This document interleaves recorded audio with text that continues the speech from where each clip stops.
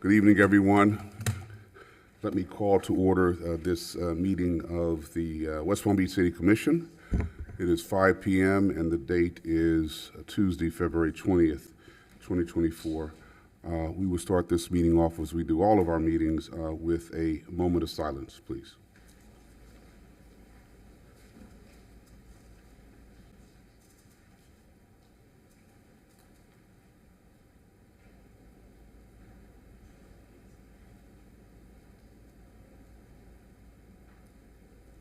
Madam President, can you lead us with the Pledge of Allegiance?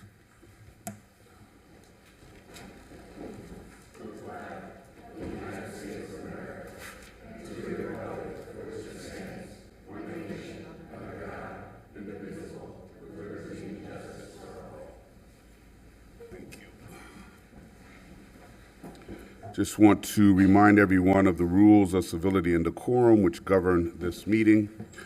Officials shall be recognized by the chair and shall not interrupt the speaker. Public comment shall be addressed to the City Commission as a whole and not to any individual in the dais or in the audience.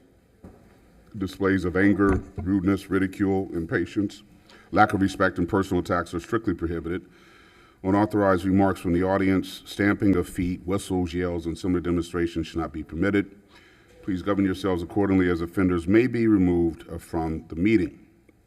Also, any person desiring to address the commission shall complete a comment card for each agenda item the person wishes to address, which shall include the person's full name, address, and the number of the agenda item.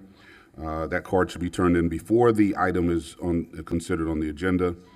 And if the comment card is not fully completed, the person will not be recognized. Thank you very much for your attention to those. Madam City Administrator, are there any additions, deletions, reorganization of the agenda? No, Mr. Mayor. Thank you very much.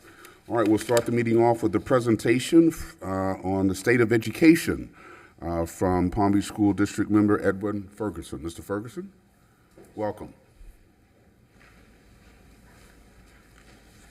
Good evening, Mr. Mayor and City Commission. I'm Edwin Ferguson, your school board member for District 7, which covers essentially the eastern part of the city of West Palm Beach. It's good to be here today. I want to apologize. I was hoping to be able to provide you all with a visual of my presentation.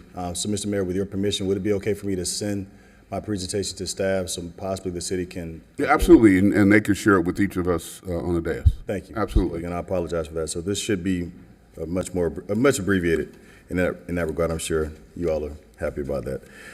So what I want to first do is kind of give you all a very brief summary as to where our city schools, at least the District 7 schools, stand in regard to kindergarten readiness. Because those of you who know me know that I'm a staunch advocate for improving early childhood education. Children who start behind tend to stay behind, and those who start ahead tend to stay ahead.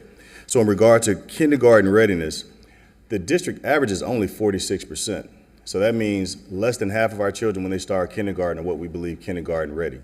So some of the things we use to assess whether you're kindergarten ready are whether you can hold a pencil properly, like this with the alligator fingers versus with the baseball grip.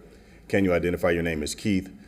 Can you identify colors, black, red, blue, et cetera, et cetera? There are a large number of kids who can't even do that, so they're already behind the 8 ball. In regard to our schools in District 7, which are UB Kinsey, Northborough, Northmore, Westward, and Westward, the greater majority of our kids are even further behind the 46%. So the presentation that I'll send you has certain resources that I think would be of great use to our parents of young children ages 2, 3, and 4, to help make sure that they're ready for kindergarten. So that the point being, the more children who have mastered these different programs and exercises, the greater number of our children who will be kindergarten ready. So that's a great thing that we need to focus on. In regard to mathematics, district-wide, we see the district average is at 55%. Again, not where I personally would want it to be, but it has improved. It was, I believe, at 53% last year. So we're seeing some gains county-wide. In terms of the city of West Palm Beach, specifically the eastern schools, Roosevelt, Bear Lakes, Bach Middle, respectfully, I don't really count them because they're more of a county school, so I'm not going to really discuss their scores. Westward, UB Kinsey, Roosevelt, Pleasant City, Northmore, and Northborough. We see that Northborough Elementary has been doing well in regard to the students' math scores. They are around 61 to 60%. That's great. Northmore is lagging a little bit right now at 38%, although I will say that prior to the pandemic, they were just a point behind the countywide average. So they had a pretty substantial dip, but I do see that their numbers are increasing. So I want to encourage Mr. Freeze to continue pushing the students in that direction. Pleasant City also was a school that was not at the district average, but was a few points south of the district average before the COVID pandemic. Suffered a pretty substantial dip, but I see them making great gains. They fell as low as 24% shortly after the pandemic, and right now, as of last year, they're at 41%. So what that means is basically what percentage of their students who are being tested are essentially at a C or better, a 3 or better. A 3 would be a C in my mind, a 4 would be a B, a 5 would be an A. So essentially, again, just taking Pleasant City as an example, when I say 41%, we know that at least 41% of their children are deemed to be C-level proficient or better in the standardized test. I mean, it's something, but it's definitely not something that we want for the greater majority of our children here in West Palm Beach. Roosevelt Elementary also is a very low number. To Roosevelt Elementary, I want to let the commission and the mayor know that we, the district, have entered into a collaboration with the Bezos Academy, Jeff Bezos. He has his educational arm of his benevolence interests, where they have this pre-K3, pre-K4 program down in Boca at the FAU High School, and it's been the rave down there. Everybody speaks very highly of it. That is coming to Roosevelt Elementary in October of this year. What I've encouraged Superintendent Burke to do, and he's elected to do, is that we want to make sure that the greater majority of those seats go to the children in Coleman Park and the immediate surrounding areas, because we know this program really works, and we want to make sure that it helps to benefit those children who historically have suffered with kindergarten readiness, and see what I said before about starting ahead, tending to stay ahead. So that's where we are. We feel really confident about that, really happy about it, and again, we would appreciate the city's support, because we could not have gotten this done respectfully without your support in the background. So thank you for that. Moving on to math, Roosevelt Middle School. They are just below the district average. I noticed that these East schools, the District 7 schools, they all, to a school, suffered a really major dip around COVID. But to their credit, all the principals, I'm going to say it's due to the principals and the teachers there, have done a really good job of moving the kids back near the district average. Again, I'm not satisfied to be average, but they're making gains, and I'm confident that they're going to continue pushing forward in the upcoming years. As to geometry, district-wide, only 51% of our students are at a C or better. Again, this is how I do it. 3 is a C, 4 is a B, 5 is an A. In regard to Bear Lakes, their average is at 75%, which is really good. Although it really is not a surprise, because a middle school student who's taking geometry, frankly, is a high performer. That's not normally a class that you would take in middle school, so I'm not surprised that they're doing so well in geometry. Similarly, Roosevelt, in fact, is at a 92% clip for last year. So again, these are going to be higher performers in middle school who are taking this, so that's not really a surprise to me that they're doing well. Conversely, Palm Beach Lakes, when you look at their geometry scores, they're in the 20s. So again, just for context. Algebra 1, similarly, the district average of students who are at a 3 or better is at 50%, not where we want. But in regard to the District 7 schools, Bear Lakes, 79%, Roosevelt Middle, 84%. Again, Dreyfus is the Middle School of the Arts. I don't consider them a city school, so I'm not going to waste time with that, at least for the purpose of today's conversation. But then you see Palm Beach Lakes, and again, we're between 9 and 17%. So there's a lot of work that needs to be done. And again, that Palm Beach Lakes demographic that is struggling with this test, I assure you, if you looked at their kindergarten readiness, it was equally low. So we really got to get it right on that early education piece. Science-wise, we're at 51%. It seems like half make it and half don't. That's very troubling for me. But in any event, in regard to our District 7 schools, the majority of the schools are well below the district average. There are some resources that I'll provide to you, Mr. Mayor, and the City Commission, if you can disseminate that to our constituents. There are things that can really help mom and dad make sure that each child is able to meet the mark in these respective classes. One other thing that I want to speak about is a tutoring program that we offer free of charge to all students is known as PAPER, P-A-P-E-R. Again, I'll send that to Mr. Mayor so he can disseminate it to the residents here. It's a game changer as I see it, because one, again, is free. It's of no charge, comes at no charge to the parents. And I know a lot of our parents are working multiple jobs and they're just not able to spend the time helping their child, meet the mark in regard to these different classes. But paper is 24/7, and also if the child is not necessarily fluent in English, their primary language that's spoken at home is Creole or Spanish, they have tutors who can speak to them in their language of choice. So it's really a game changer. And unfortunately, I know if I asked you all how many of you have heard of paper, I'm sure probably most of you would say, maybe you, Commissioner Ward, maybe, but most of you would say, I've not heard of it. That's a problem on our end as a district. We should have let you all know. We should be advertising this. I shouldn't be the first person that's telling you about this. So I really would encourage any parent who's watching, any student who's watching, make use of paper. It is a game changer. I've looked at it myself, and maybe I would have been in Harvard if I had paper back in the 90s. But anyways, it's a really good program as far as that goes. And I believe Superintendent Burke's intention is to continue it an additional year. And I know that we'll do it if we hear the feedback from the community asking for us to continue it. So I'm encouraging all students and parents who are hearing me talk about paper right now, take a look into it. It really is a game changer. Also, for those children who we have going back to kindergarten readiness, those same children who are not kindergarten ready tend to be the same children who read well below grade level. So if you can believe it, there was actually some legislation passed in Tallahassee last year, the New World Reading Initiative. So effectively what it does is the state, if the child is identified as lagging, if you will, in terms of their reading proficiency, the state will send them additional literature. The hope being that it will help them catch up and actually get ahead of the curve.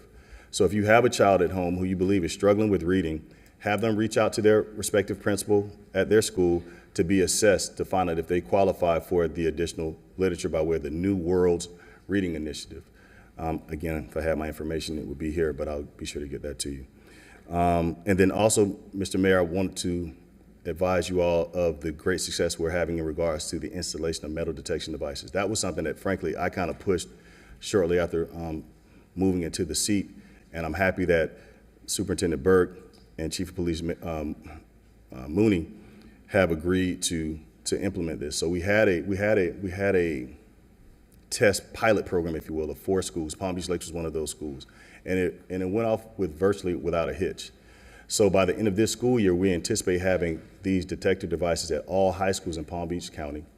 Next year, we expect to have them at all middle schools in Palm Beach County. Then the following year, all elementary schools. So we know it's not the be-all, end-all, but it's an additional means of making sure that all our children and their parents and educators are safe. So I applaud Superintendent Burke and his staff for seeing the need for that and moving so quickly on it. That's the end of my presentation. I apologize for not having the visuals, but if you all have any questions for me, I'd be happy to answer them. Thank you, and yes, if you send us that information, we will certainly distribute it. But let me applaud you for your efforts with the Bezos Academy and communicating the message that those opportunities need to be extended to the kids who live in the area. That's a theme that I have been communicating as we talk about different education initiatives to make sure that those residents of the community also benefit. My kids went to Suncoast High School. They were fortunate to be an IB program, yes, which is in Riviera Beach. But if you looked at the participants in that program, they were not students who lived in the neighborhood. So I've seen that, and I don't want that to happen with any schools in our area where we get these wonderful programs and offerings, but the little boys and little girls who live adjacent to the school don't have the opportunity to participate. So I appreciate your making that argument so eloquently. Thank you. Thank you, Mr. Mayor. Any questions, Commissioner Ward?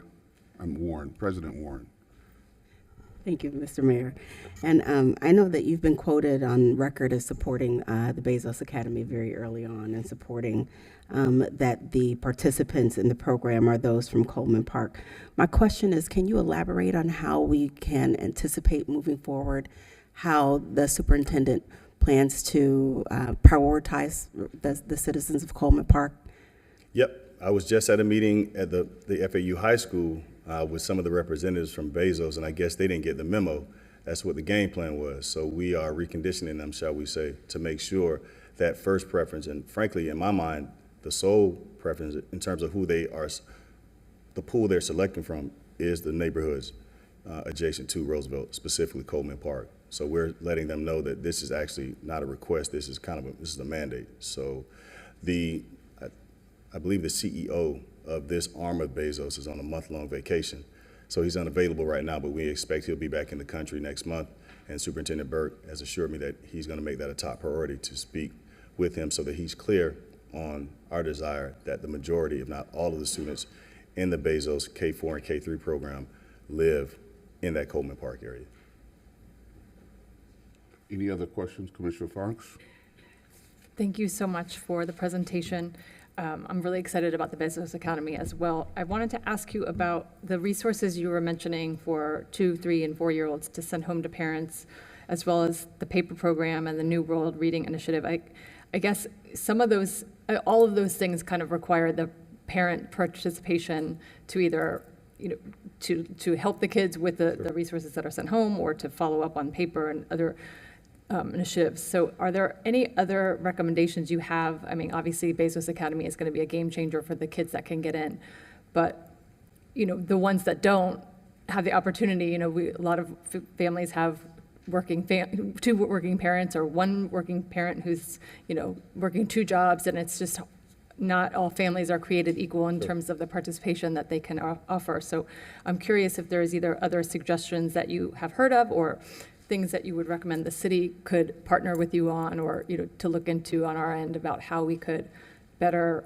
ready these kids for lifelong learning. Sure. Thanks. Paper, for sure. Again, that's a free tutoring service. That's something that, as I understand, can be utilized by children of elementary age through high school. So again, if there's a deficit at home in terms of the parent having time to interact with the child, that is there. Now, those other programs that I initially touched on, Commissioner Fox, in regard to your 2, 3, and 4, and 5-year-olds, I've looked at those sites. They are user-friendly, for lack of a better term, for a young child. So even if Father Edwin was not there, my daughter Abby should be able to navigate those websites. So it's not as if it would be something they wouldn't be able to make use of. In terms of other ways the city can help, I think just getting out the word, we have to kind of recondition ourselves. School should augment what we're doing at home. I think some people get it confused to think that, well, I'll just wait in the school to teach my child everything that my child needs to learn. No, these children are in an international economy and an international environment. They're children who have much less than us, who frankly are doing much more with much less at 5 and 6. That's who they're competing with. And I think we all need to have one voice and one sound in that regard to let them know, hey, look, the person that you're going to be competing with is probably not the person you see across the street from you.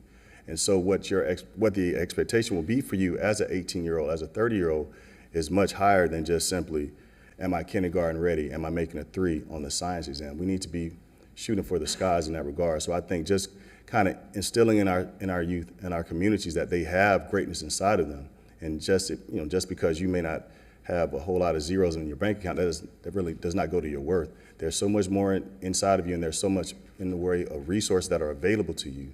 You just have to open your eyes and just ask for it. Because I know that you all are all advocates. I've seen you all in different spaces, and you have said, probably more eloquently than I'm saying right now, the very same thing. So what I'm saying is not new. I would just encourage you all to continue doing what you're doing to encourage as many to get on the right path in this regard. Thank you. Commissioner Lambert?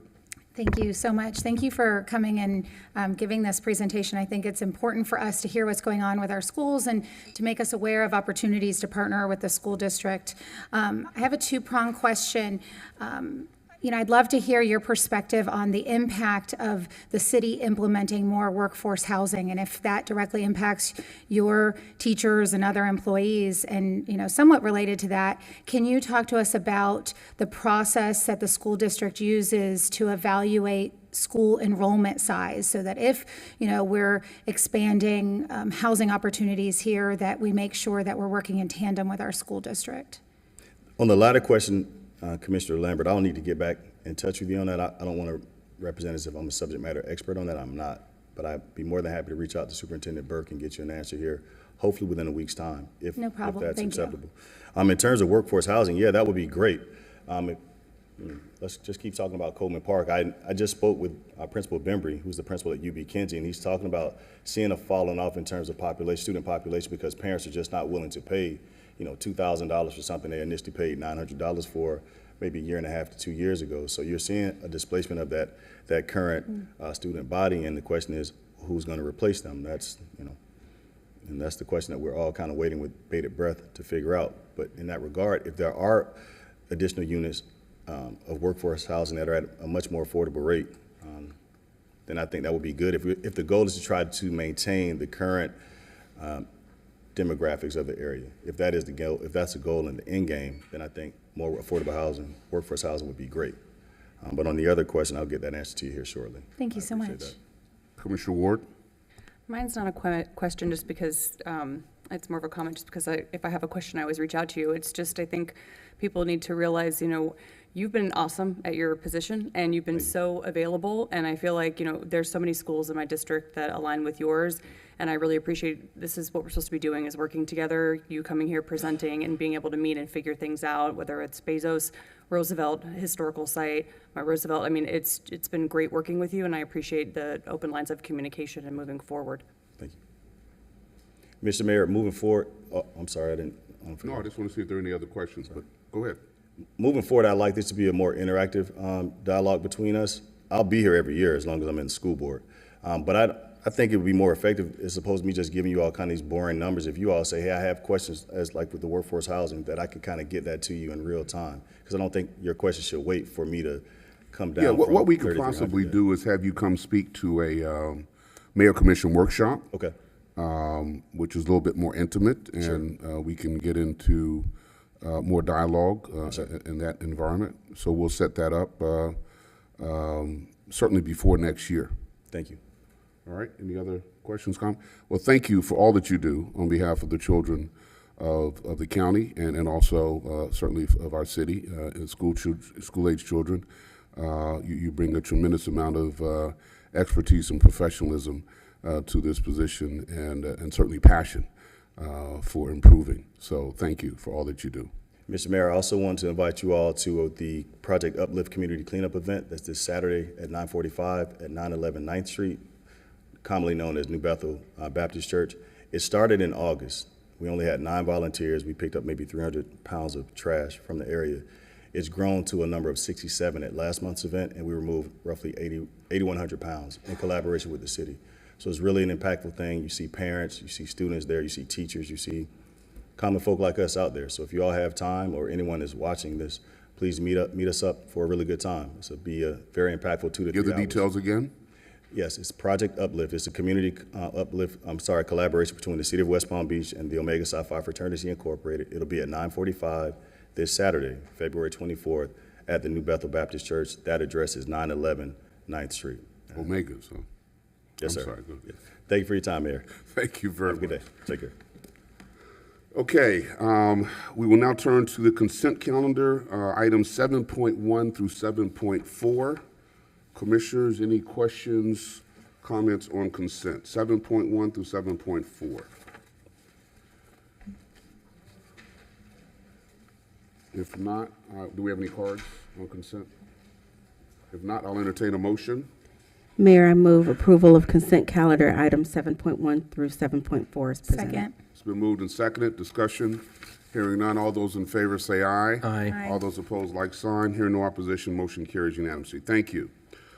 Item 8.1, resolution number 30-24F, authorizes the amendment of the Parking Systems Operating Fund budget to utilize the parking discretionary fund balance to provide appropriations for garage improvements, repairs, and professional services in the amount of $2,556,930. Mr. Davis?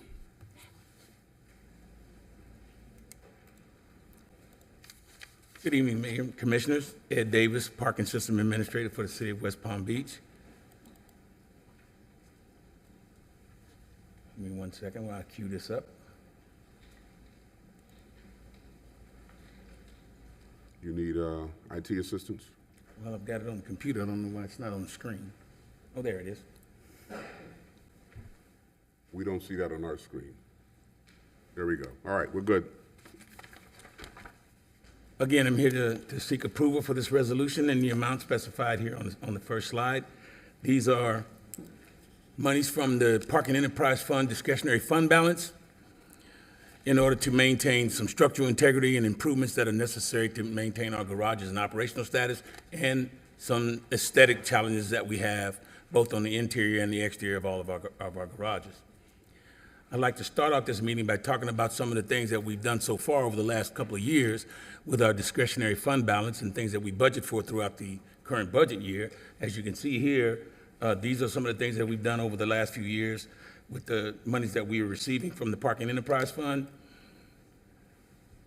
What's going on currently is the installation of the parking guidance system in the Banyan Garage, the upgrade of the parking access and revenue control equipment is something that we have budgeted for this year because the equipment that we have in the garages right now is quite antiquated. It's over 10 years old, and we need to upgrade it in order to improve the operations for the customers when they come into the parking garages, such as faster speeds on credit card processes and things of that nature that create some delays upon entry and on exit as we move toward a cashless process of coming in and out of the garages. All right, so these are some of the things that we've done in excess of over $4 million over the last 3 years with our parking discretionary fund balance. This year, what we're asking for is in order to make these improvements, first with the city center garages in the amount of over $1.44 million for these items that you see here on the slide. The concrete spalling with the vibration in the garages of all the vehicle activity that causes the vibrations, the concrete starts to fall from the actual, I don't know why I keep getting that, the rebar, that's what I'm looking for. It falls off from the rebar that in the construction phases of the garages. So we have to, in order to maintain that structural integrity, we engage the services of WGI consultants to come and do these thorough assessments on our garages. And these are going to be ongoing projects over the years. Right now, these funds that we're asking for are focusing on the City Center garage and the Clematis Street garages. These are the itemized items for the Clematis garage, some of the same issues that are occurring in these facilities. And also, as you see here in item number 3, it's for replacement of the carbon monoxide detection systems in the garage, in the Clematis garage. This is a system that detects all the excess emissions from the vehicles that go in and out the garage. The system that we have is aged and antiquated. We keep piecing it together as the moisture gets into it. We have to end up continually replacing it with parts. It's time to upgrade that in order for it to act more efficiently. And if there are any questions right now, I'm hoping that the staff are recommending that you approve this resolution. Thank you very much, Mr. Davis. Any questions, comments, Mr. Davis? Hearing none, I'll entertain a motion. Mayor, I move to approve resolution number 30-24F. It's been moved. Is there a second? Second. Been moved and seconded. Discussion. Hearing none, all those in favor say aye. Aye. All those opposed, like sign. Hearing no opposition, motion carries unanimously. Thank you. Thank you, sir. Thank you, Mr. Mayor. Item 8.2, resolution number 41-24, amending the master contract with Professional Security Consultants, PSC, to include security services for the Pleasant City neighborhood.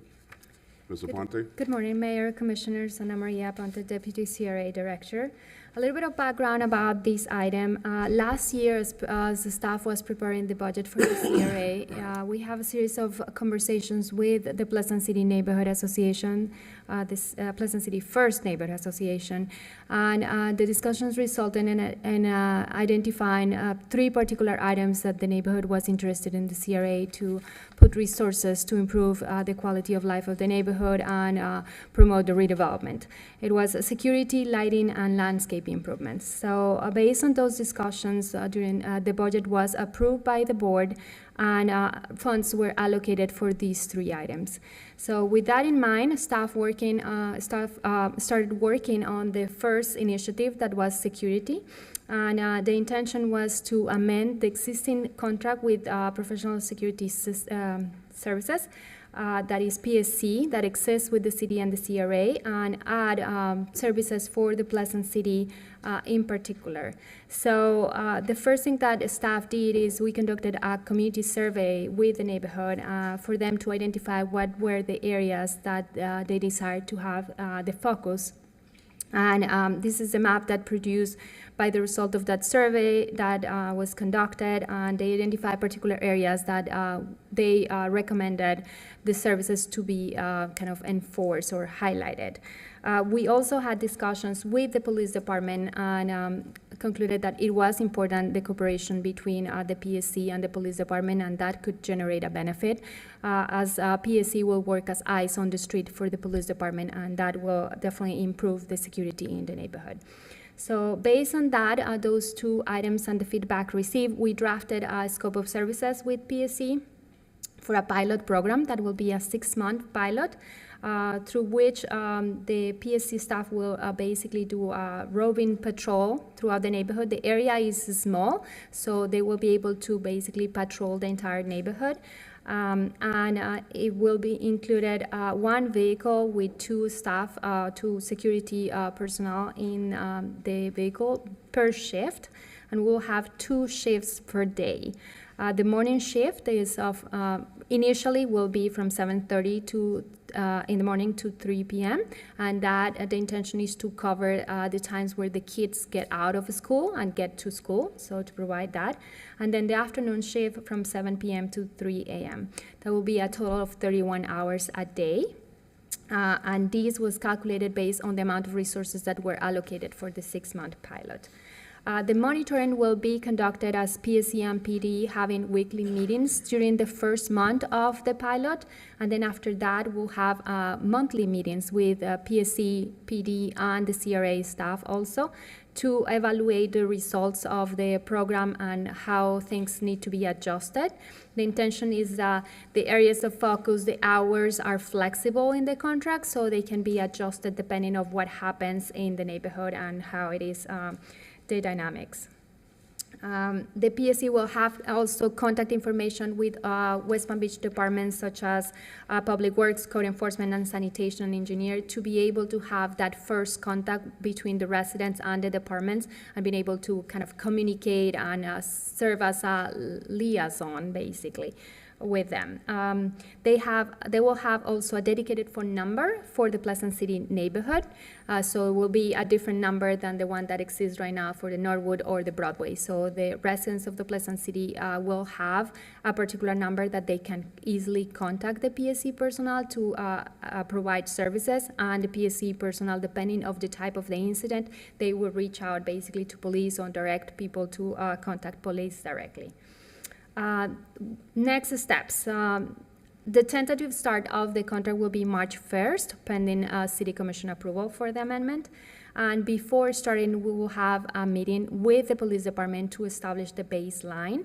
The intention is to basically establish what are the calls of services at this point and how PSC will basically build their data based on that. The intention is also for them to document all the contacts that they will have with the community and the type of issues that result from those contacts, so we can adjust the services accordingly. And also, at the same time, document what was the response from the police, so we can also obtain feedback from that port and basically adjust anything or any issues that are necessary. Successful part of the program will be measured to the reduction of the calls for service and also a positive perception from the community. Based on that, staff recommends approval of resolution number 4124, amending the master contract with the PSC to include security services for the Pleasant City neighborhood. The scope of services was presented to the CRA Advisory Board on January 25th, and we received a recommendation for approval from the board. That concludes the staff presentation. Thank you very much for that presentation. Any questions, comments for Ms. Aponte? Commissioner Fox. Thank you so much for the presentation. I'm very supportive of this. I'm just wondering, how can we have the same pilot program in other areas of the city? I know the Historic Northwest neighbors would love to have a program like this, so I just wondered what the first steps would be if we wanted to move this elsewhere. Well, Commissioner, we are in budget season, so that's definitely is the first step. If the board and the neighborhood identifies that as a priority and it's put in the budget, we can proceed to do a similar program for any other areas that it is considered necessary. Commissioner Lambert. Thank you so much. I'm also very supportive of this program, and I'm appreciative that you mentioned the dedicated phone number, and just curious if you can talk a little bit about how we're going to get that information out to the residents and also communicate the reasons and the activities that they would call this number versus calling directly to the police. Yes, we will, once the program is in place, or as soon as, if the commission decides to approve it, we will move ahead at the CRA with, through the marketing team that we have. We will definitely have a marketing campaign to communicate that to the neighborhood. I know the PSC will create specific cards, business cards, for their security staff to have and distribute in the neighborhood as they start doing their patrol. Follow-up, Mayor? Yes. And what is the internal process? Because you mentioned that there's also a separate number for the Northwood area. If they get calls for each other, do they have an internal system where they'll be able to transfer them easily and get them to the right folks? That's a good question. I don't have an answer for you for that, but we can talk with them about it. Thank you. Any other questions, comments? If not, I'll entertain a motion.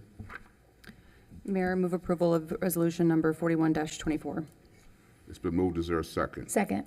Been moved and seconded. Discussion? Hearing none, all those in favor say aye. Aye. All those opposed, like sign. Hearing no opposition, motion carries unanimously. Thank you. Thank you. Item 8.3, resolution number 52-24, approving an economic development building improvement grant to AJW 823 Inc. for renovations to 823 Belvedere Road for the business known as HG Roosters in the amount of $165,975. Ms. Johnson? Yes, thank you, Mayor. For the record, Faye W. Johnson, City Administrator for the City of West Palm Beach. Before I get into the presentation of the item, Mayor, I would like to just maybe kind of do just a brief summary of the restructuring of the economic development function here at the city.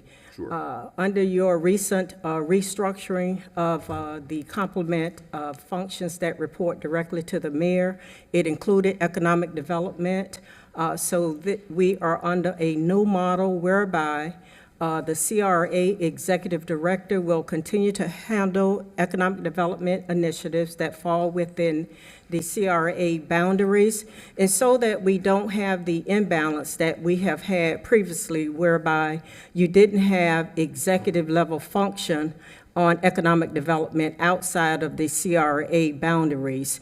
That task has been given to me as the Chief Administrative Officer of the city, so I will be presenting this item in that capacity.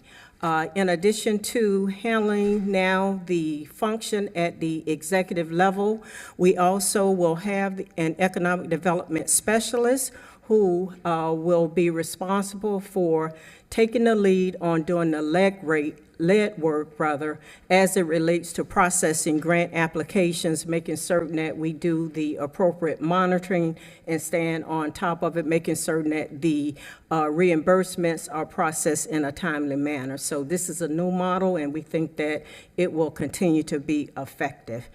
With that, I'll get into the presentation. So as you articulated, Mayor, resolution number 52-24 is a request before the board for consideration of approval of an economic development building improvement grant request for an entity that we know affectionately as HG Roosters. So in terms of the Economic Development Incentive Program as a whole, there really are two major components. You look at economic development from a recruitment standpoint and then from a retention standpoint. Relative to the Building Improvement Grant, it hits on that threshold of retention in that it is designed to retain our local businesses here within the city, to make certain that they are able to continue to operate, and then also to expand where need be. The item before the board, by way of just a brief background, Roosters, has been serving our LGBT community since 1984, and while it is a bar and an entertainment facility. It is much, much more in terms of what it provides to the community. It has been a safe haven in our community for that segment of our population. The facility and the owners have established themselves as being leaders in terms of different philanthropic efforts, whether it relates to help with the AIDS pandemic, breast cancer awareness, and a number of different charity types of initiatives that have been supported by the owners and just the people that patronize that business and that hold it near and dear to their hearts. Back in May of 2020, the building endured a major fire. At that time, it was not insured for a number of reasons. One of the primary reasons had to do with high premiums, and the owners, given their dedication to the workers at the restaurant, they elected to keep their employees on the payroll at a time when COVID really had shut down businesses. Back in March of 2021, through a request processed by Development Services, the building was designated as an historic landmark that was supported via the approval of ordinance number 4940-21 by the mayor and the city commission. So as we look at the rebuild, the reopening of the facility, the projected reconstruction cost is $1.7 million for talking purposes. The picture to your left is what the facility looked like, and this is a nighttime view. The exterior before the fire, a snapshot of the interior, and then when we look to the right of the screen, we see the extensive damage that was done to the building because of the fire. So the owners are in the midst of rebuilding with the intent to reopen the facility by the end of this calendar year. By summary, it is a complete rebuild because the fire did such extensive damage. And we have listed before you a summary of the restoration in that it is a major restoration. So this is a summary, not to be all inclusive, but it does include mention some of the items: a new roof, windows, doors, exterior, stucco, the visual aid equipment, audio equipment will be newly installed, new compliant ADA restrooms, and then of course that has to include reframing of walls, new floors, plumbing, electrical, and all of the other items that come with a complete rebuild of a building. And you see pictures from some of the charitable events that members of the community have been engaged in. So by way of the funding sources, this is really a labor of love for a number of people within our community. There have been private donations that have been attributed or contributed to this cause. The owners have secured a line of credit for the tune of almost $975,000. The owners have come forward with personal funds to the tune of about $477,000. And when you get to the gap of what it remains, that is the grant request that is before you tonight for your consideration of approval of $165,975. And that entails the $1.7 million projected rebuild cost.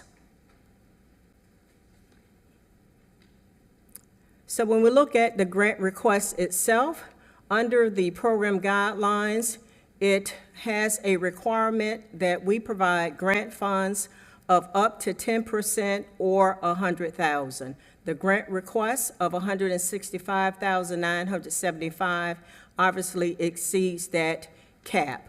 The use of the $165,000 plus would go toward the HVAC replacement, exterior awnings, doors and windows, and new bar equipment. As a requirement, the business must remain at the location for 5 years.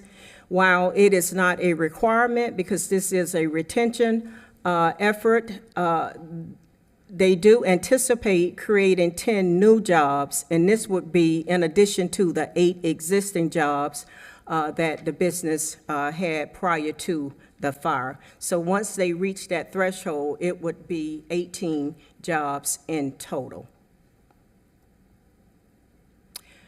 By way of recommendation, Board, for your consideration, I'm asking for the board's concurrence to exceed the $100,000 grant cap, given the impact of historic rehab on construction costs.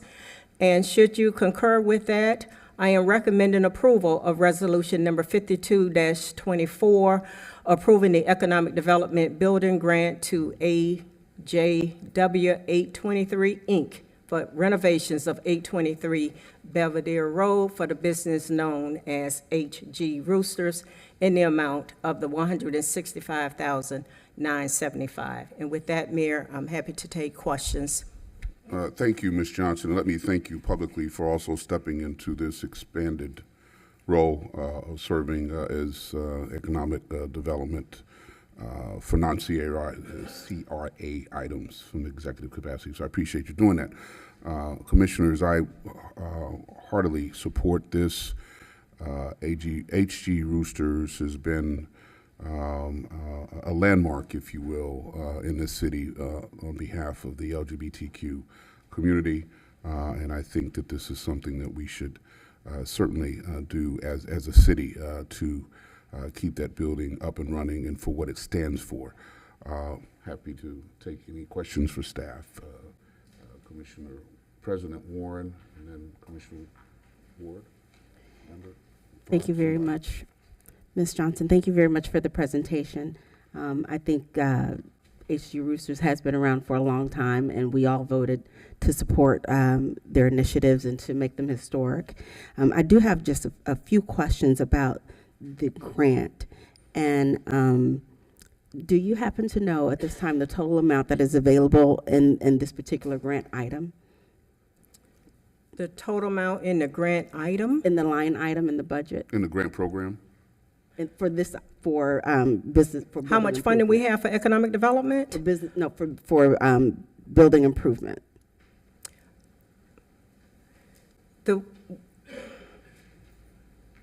I'm thinking to make certain that I don't believe, and I will correct myself by sending a follow-up email to the board. I don't believe that the budget is set up by line items based on the various programs that we have for economic development. We have an economic development line item in the budget whereby on an annual basis, we budget $300,000 a year. This is one of very few, and I'm going to say very few, it may be the only exception, where if the funds are not spent on an annual basis, we roll it over for the ensuing year as opposed to sweeping it up into the general fund discretionary fund balance. With that being said, the amount of funding that is available for this year was around $650,000. We have obligated about $150,000 of that, so right now there is a $500,000 in the economic development budget. It's not broken out by line item, by initiative, but that's the total amount available. Thank you. Can you turn back to page 6, I believe it was, on your presentation?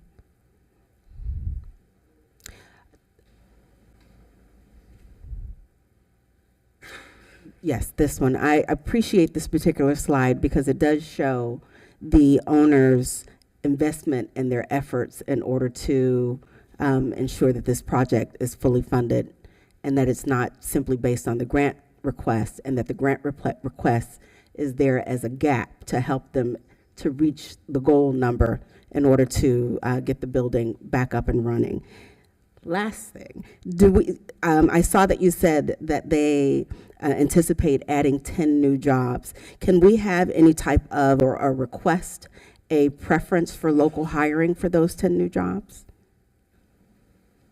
I think that the board certainly always has the discretion, to indicate a preference for local hire in line with your vision for economic development. And I certainly know that the owners would be able to speak to this far better than I can. But when you look at the role of the business within the community, I think they probably already hire locally, and that would be their intent, but they certainly can't articulate, what their intent is. Commissioner Fox, I think you had. Thank you. I just wanted to say I'm very supportive of this. I'm grateful to the owners that they have decided to move forward with rebuilding this important community asset. I think it's important also to reiterate what you mentioned, that during COVID, when the building burned down and the owner had chosen not to pay the very high insurance premium because it was a time where they weren't really open, and he would rather have put all that money towards paying the staff that was not working at the time. And so I'm very appreciative that they're deciding to move forward. I'm glad that we are able to help as well, and looking forward to the ribbon cutting. Thank you. Any other, Commissioner Lambert? Thank you so much. It's an honor to support this grant, so thank you so much, Mayor, Ms. Johnson, for bringing this forward, and Randy and to AJ, thank you so much for all your hard work here.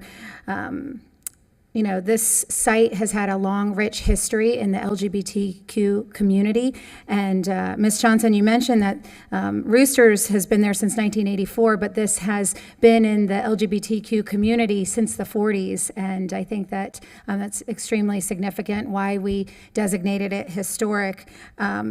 Given that rich history, I'm sure that they will be open long past the 5 years that we're requiring for this grant. But I'm just curious if you can share how the city keeps track of that. And I know that you're filling in this position right now, but is that something that falls under your purview as well?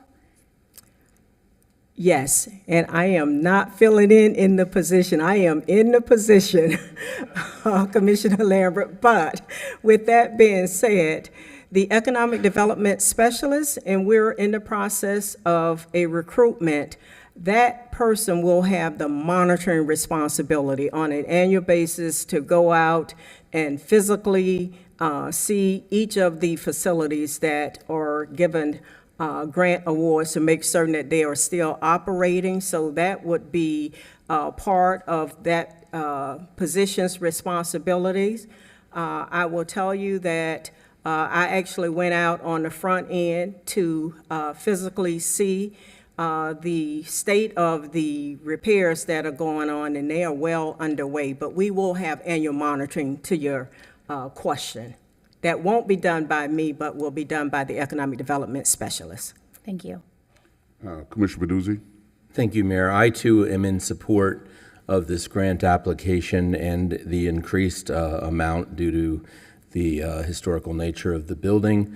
I appreciate that staff has included that 5-year period of time where they have to stay there, although I have no doubt they'll be there for that long or longer, but that's important to protect the city's investment. Likewise, it's my hope, and I'm not going to put them on the spot right now, but it's my hope that we never have a pandemic like we had before, but that they maintain their property insurance so that it protects the city's investment, so that we don't have to, be here in 5 or 10 years from now, God forbid, with a similar situation. So I think I just wanted to be heard on that. I'm not looking for anyone to respond on that, but hopefully they'll be able to maintain that in the future. Thank you. Thank you. Any other questions from the dais? Okay, we do have several cards. I will read out these names, and if you start making your way toward the podium. Kelly Schoaf, David Zen, Jennifer Banagas, and Randy Christensen. Kelly, David, Jennifer, and Randy. Mayor, point of privilege, thank you very much. The applicant is here. If you would entertain comments from the applicant before Well, comments. you can't make a point of privilege if you're not on the dais. I humbly ask. But that's Mayor. okay. That's all right. All right.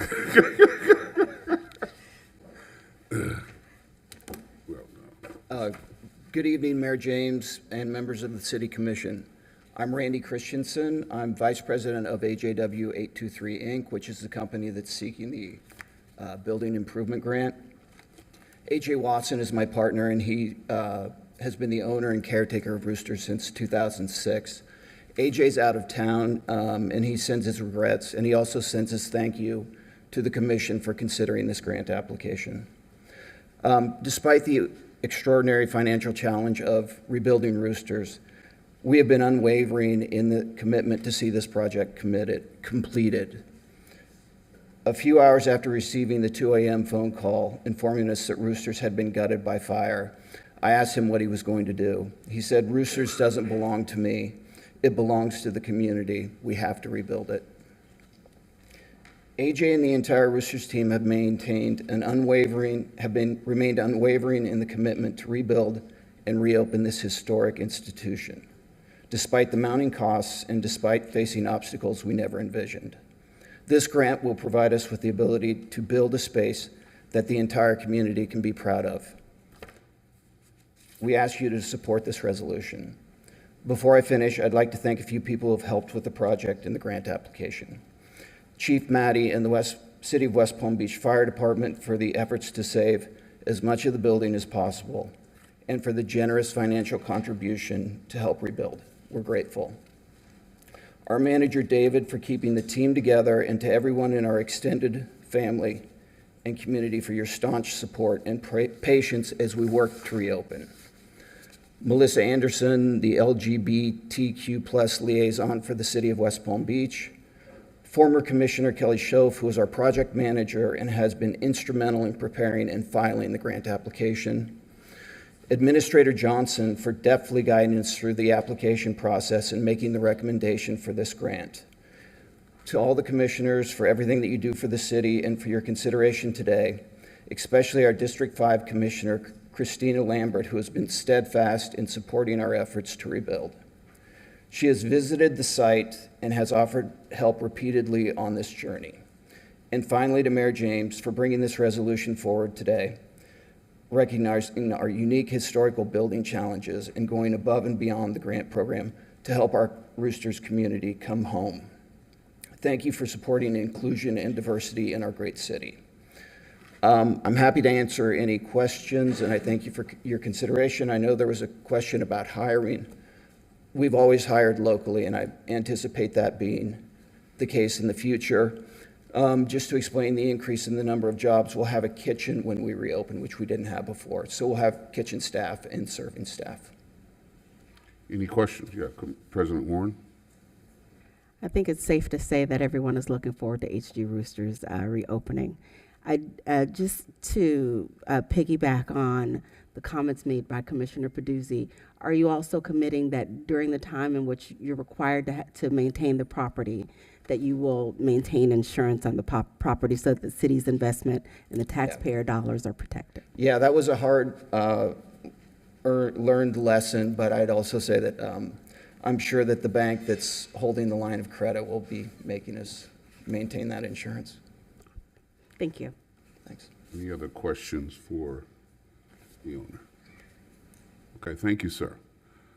Now, we will return to our previously scheduled program. Ms. Schoaf. Thank you very much, Mayor James. Thank you for allowing me to disassemble your agenda. I appreciate it. First and foremost, Commissioner Mayers, always a thank you to you for everything that you do in the community. As I step to this podium, it's never lost on me the personal sacrifices you make to do this job. So we've talked tonight a lot about history, which we do have a lot of rich history in Roosters, but let's talk about the future, because economic development is about the future. So we have a very robust City of West Palm Beach economic development plan, which I'm so excited to see us looking at economic development opportunities outside of CRAs. We love our CRA development, but one of the discussions when I was on the dais was always, how do we foster that economic spirit outside of CRA? So this is an excellent opportunity. In our economic development plan, we have goals. One of those goals is sustainability. So how does renovating a historically relevant building contribute to sustainability? No better way to keep debris out of landfills than to not knock down buildings. So that's number one. But take that with improved drainage for cleaner water, improve HVAC system, doors, windows, new roof, insulation, sprinkler system that keeps our first responders safe. We're certainly contributing to that kind of sustainability. Second, job creation. Hiring local, of course, Commissioner Warren. The support of Roosters is the support of the local community. Not only are we looking at local hiring as ownership moves forward, but looking at that kitchen, there's opportunities for Ghost Kitchen to help incentivize any local food purveyors. Our small and local cupcake makers and cake pop makers have to have access to commercial kitchen space. And so as they move into that phase, they're looking to say, how do we spread this investment into our local community? And third is a sense of place. There is no better sense of place than when you walk through the door at HG Roosters. Every gender, race, color, creed, everyone is accepted there. And so I think it's very important that we continue that great development that we have in the South End and create our sense of place. Our long list of thank yous is never ending. First and foremost to Randy and AJ for having the vision to rebuild, to Mayor, your city staff, Armando Fana and Chris Rugg have changed my name to Kelly Roosters instead of Commissioner Schoaf at this point. To Administrator Johnson for bringing this forward. We certainly appreciate you and all the staff that's worked on it. So Mayor James, at the risk of having a copyright infringement, I would ask you to support us to move forward today to create a community of opportunity and acceptance for all. Thank you. Okay. You're really pushing it, Kelly. Absolutely. David, Zen. There's been a lot of talk about the business aspect, but I'd like to talk more about the personal side. I'm not a public speaker, so forgive me for reading. 30 years ago, at the age of 21, I walked into Roosters for the first time. Little did I know I was stepping into more than just a venue. I had just stepped into my community. Roosters quickly evolved into my sanctuary, a space where I could leave behind the social norms society had burdened me with. Roosters was the first place I could just be me. Today, I stand before you not only as the general manager of HG Roosters, but as a testament to the transformative power of a safe haven. I aim to continue the spirit of inclusivity and acceptance that Roosters gave me so many years ago. Approving this grant will enable us to continue fostering diversity within our community and our allies. Roosters may just be a venue to outsiders, but for my community, it's a place to celebrate diversity, tolerance, acceptance in this great city. Together, let us champion this safe haven and propel the historic HG Roosters as a place of acceptance for generations to come. Thank you. Thank you. Jennifer Benegas. Hi, I just came to say thank you so much for all your support. State your name for the record, please. I'm sorry, Jennifer Benegas. Okay. It's alongside with David and many, many, many other people in the community. Like many people that live in Florida, I am not from Florida, and I came to this state not knowing anyone, not having any community or anything, and I found that just walking through the door at Roosters. So I basically just want to say thank you so much for your support, keeping this community alive. It's been really, really hard the last 4 years not having it around. So thank you so much, and I hope to see you all there. Thank you very much. Thank you. Okay, any other comments, commissioners? If not, I'll entertain a motion. Mayor, I move approval of resolution number 52-24. It's been moved. Is there a second? Second. It's been moved and seconded. Discussion? Hearing none. All those in favor say aye. Aye. All those opposed, like sign. Hearing no opposition, motion carries unanimously. Thank you. Okay.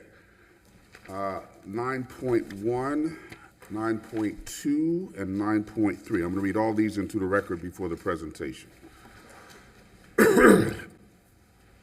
9.1, public hearing and second reading of ordinance number 5083-24, a city-initiated request to change the future land use designation of the area generally bounded by the parcel south of Pine Street to the north, 14th Street to the south, North Flagler Drive to the east, and North Dixie Highway to the west, consisting of 17.35 acres from multifamily MF and commercial C to mixed-use MU for the purpose of expanding the boundaries of the current mixed-use district.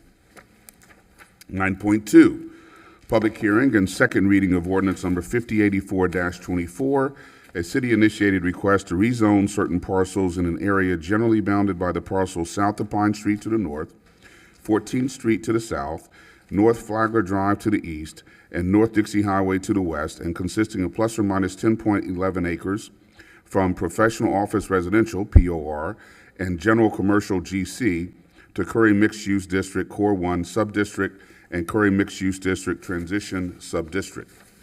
Item 9.3,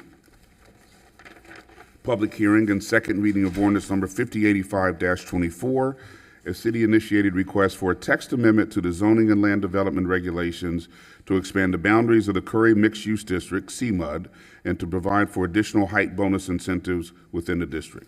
Good evening, Mayor and Commissioners. Linda Louie, Principal Planner for the record. This is second reading for all three ordinances. However, Rick will present a quick slide on the construction management of future projects within the CMUD, and that's to address the concerns raised by some of the residents from Flagler Point at the last meeting. Very good. Good evening, Mayor, Commissioners. Rick Green, Development Services Director. I'll be very brief, and again, you won't be voting on what I'll be presenting tonight, but this is just an example of some of the things that we will require of developers, whether it's the Temple Israel site, the Ritz-Carlton site, any development within the city of West Palm Beach typically goes through this procedure. So first and foremost, any development of any significant scale, we require a construction management plan, and part of that plan is to address where construction parking will take place during the 1 or 2 years that might exist for the construction. In certain cases where a building is close to an existing building, we will require what they call seismic monitoring on the property line to make sure that the vibrations and the like are not impacting the adjacent neighbor to the north, south, east, or west. We'll also, we can require where there's close proximity to another building that auger cast piles be used instead of concrete piling. So auger piling is basically a screwing motion, it's a rotation, you're boring into the ground, as opposed to what you may have seen or heard in other developments where a pile is actually driven, hammered into the ground. So the auger system is much more efficient and certainly more quieter. Again, with any development, we require silt fence along the property line, and that includes a stormwater pollution prevention plan. We have work hours Monday through Friday, 7 to 7. On the weekends, it's 8 to 8. If a developer is requiring to, let's say, pour concrete through these hours into the early morning or evening, they need to ask permission of our building official. And one thing we require of any developers, they have to send out notices within 1,000 feet of the property that's being developed, so the property owners know. Typically, if they know in advance there's going to be some activity outside the normal working hours, they're okay with it. If it becomes problematic, the building official simply won't allow that request to continue, but it happens infrequently. If there's demolition required with any development, we'll require that watering of the site take place to prevent dust from getting airborne onto the adjacent property. And then lastly, if there's any lighting associated with construction, we always request that that be pointing downward and away from adjacent properties. We had an incident with Forte very recently where that happened. We contacted the property manager or the construction superintendent. Within a day, that was resolved. So I just wanted to mention these. Again, these are things that we will look at as part of the building permit and construction process. Very good, thank you. Any questions of staff? Commissioner Ward? Thank you. I know we talked about this at agenda review, but any update on discovering whether there was any relation to the construction next door of the power outages?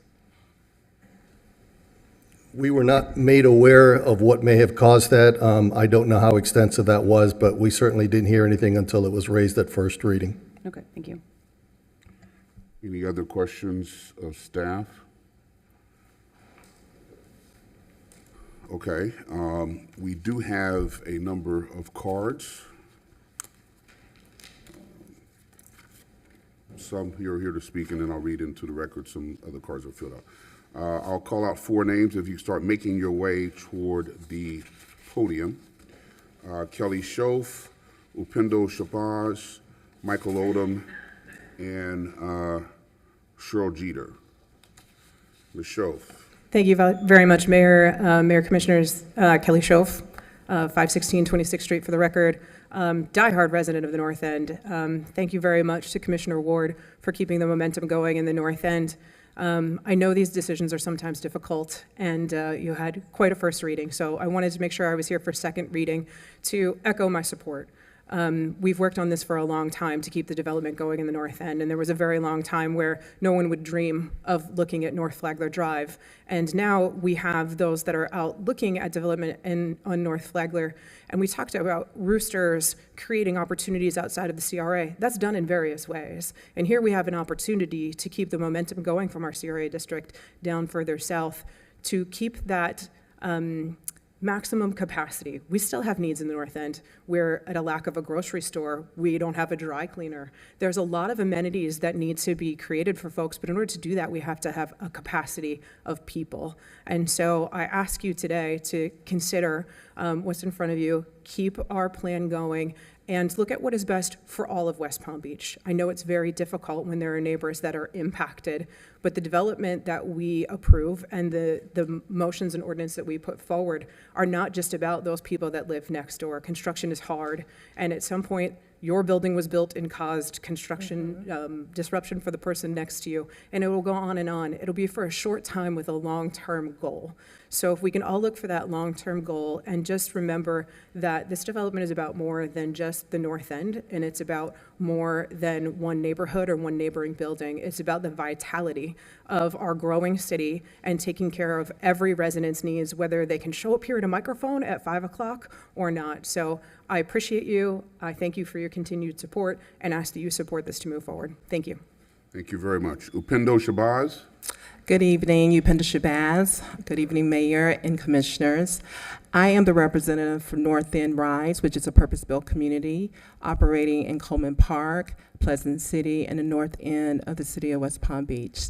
I'm here as a representative to support the CMUD, specifically the extensions, the incentives we'll have for the community.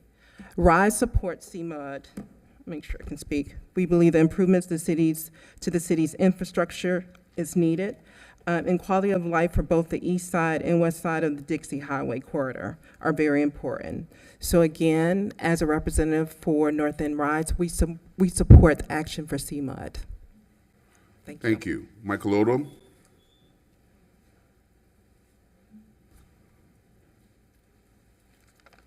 Michael Odom. Good evening, Mayor, Commissioners. I'm Michael Odom. I'm from the Pleasant City neighborhood in which I was born and raised, where I have served for the past 20 years as Director of Community Relations and HOA Developer Representative for the Marriott Place Estates. I support the CMUD extension project for the following reasons. As a native of West Palm Beach, I have seen the progress that new development brings to the community and city of West Palm Beach. If you lived here for as long as I have, you can gauge the progress. We currently have a negative element in Pleasant City from the corner of Lilac Court to the corner of 15th Street along Spruce Avenue.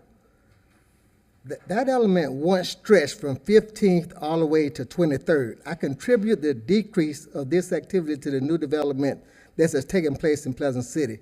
So progress, it's because of the progress and the development. So yes, I am pro-development. The CMUD extension will bring new development, which can be used to improve streetscape, lighting, more police patrols, and security, provided the CRA budget and tax dollars they receive for these line items in Pleasant City.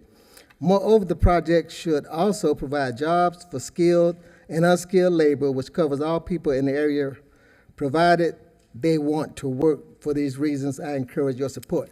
Also, mixed use includes commercial. One thing I do know developers have to do is pay taxes. And when they pay those taxes, those CRA dollars in the CRA district goes back into the community. So my ask wouldn't be from the developers, it'll be from the CRA. Because that's where we need to go to get the necessary funding that we need to improve our streetscape. One example of that is the resolution you just approved for the PSC security to come into Pleasant City. That's a perfect example of how those CRA tax dollars work. So between that and even the penny tax, that's for infrastructure. So those are the avenues that I feel we as a community need to be looking to to get some of the infrastructure, the lighting, the police, and all that type of things done. I don't think that we should really always ask developers in the business of making money, profit. So I don't see where we should always be asking what they're going to do for our community. They're going to pay their taxes. So I'm going to ask the city, the CRA, the penny surtax to service my community. These are the reasons that I support extension of the CMUD. Thank you. Thank you very much. Cheryl Jeter. Right here. Good evening, Mayor and City Commissioners. My name is Cheryl Jeter, and I am one of the managers for A&A Services. And I support CMUD and the expansion that's actually getting ready to take place. And the reason why I support that is because it does offer job opportunities for those residents in those particular areas. And as a staffing firm, an insurance firm, and security firm, we are able to assist those individuals with finding employment. That's citywide, statewide, and nationwide. We are a minority woman-owned business. So I do understand the initiative, and I sat here and listened today and all the resolutions that you all proposed, that was proposed today. My children attended UBK. 3 children, and I have 2 grandchildren that's getting ready to come up as well. So I do understand the expansion, the extension that needs to be done, and the growth. Thank you. Thank you very much. I'm going to read 3 more names. If you can start making your way toward the podium. David Gibson, Bruce Lewis, and Joey Colombo. Mr. Gibson. Good evening. Mayor James, other members of the commission, my Commissioner Ward. I'm here, basically, I'm a lifelong resident of West Palm Beach. I've served in the community. I actually work in the community as a teacher. And I'm want to speak on behalf of support for the CMUD. Any development that comes into our community, I've seen how it benefits the community. I've seen what's happened downtown, and I commend the city administration and what they're doing, working diligently to improve different areas of our community. And so for those reasons, I support what this administration has done. I've seen it because I've lived here all my life, and I'm very appreciative of what's happening in the city of West Palm Beach. I don't have to echo what I've heard and what I've seen. A lot of development is going on, which is improving all areas of our community. And I'd like to commend the administration, mayor, and the commissioners for what's happening in our city. Being a lifelong resident, it's very refreshing to see things happening. Thank you, sir. Mr. Lewis. Thank you. Bruce Lewis, downtown business owner, and this evening I'm here wearing 3 different hats, really. As an outreach consultant for Curry Park redesign, under the orchestration of Chinmore and Associates, and the Ritz-Carlton development by Related Group. And I think Nick and John Paul are here with us tonight. Thank you for coming for the support. But I want to kind of take a different look at what's actually happened. These 2 projects I mentioned are interesting in that they're located close to each other. They both will benefit from the CMUD approval. Both will feed off each other, and both are a part of the city's panoramic vision. And so with that, I want to just give you a few statistics from between April 2022 and October 2023. The outreach efforts by Related Group has totaled 14 outreach meetings, and it included a lot of stakeholders. If I were to add the Curry Park redesign project, outreach meetings, that's a total of 34. So for a grand total of 48 outreach meetings that touched every stakeholder in the city and involved, all along the Broadway, the Flagler corridors. So the interesting thing, we did 2 surveys, and those surveys revealed 5 top priorities that we garnered from the community. And they were identical on the east side of the Broadway corridor, Dixie corridor, and on the west side. The only difference was that the order of priority. So that's key to me. Everybody wants the same thing, but different importance to them. I mentioned these stats and results of these two projects along the Flagler corridor, and embrace your forward thinking, sticking to the plan, moving the city forward, keeping the vision, and being perseverant about what we want to make this city a great city, a greater city than what it is. I don't envy you. Matter of fact, I'm glad it's you rather than me. You guys get paid the big bucks. Thank you for supporting. Joey Colombo.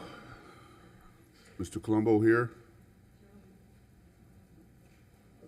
Joey Colombo?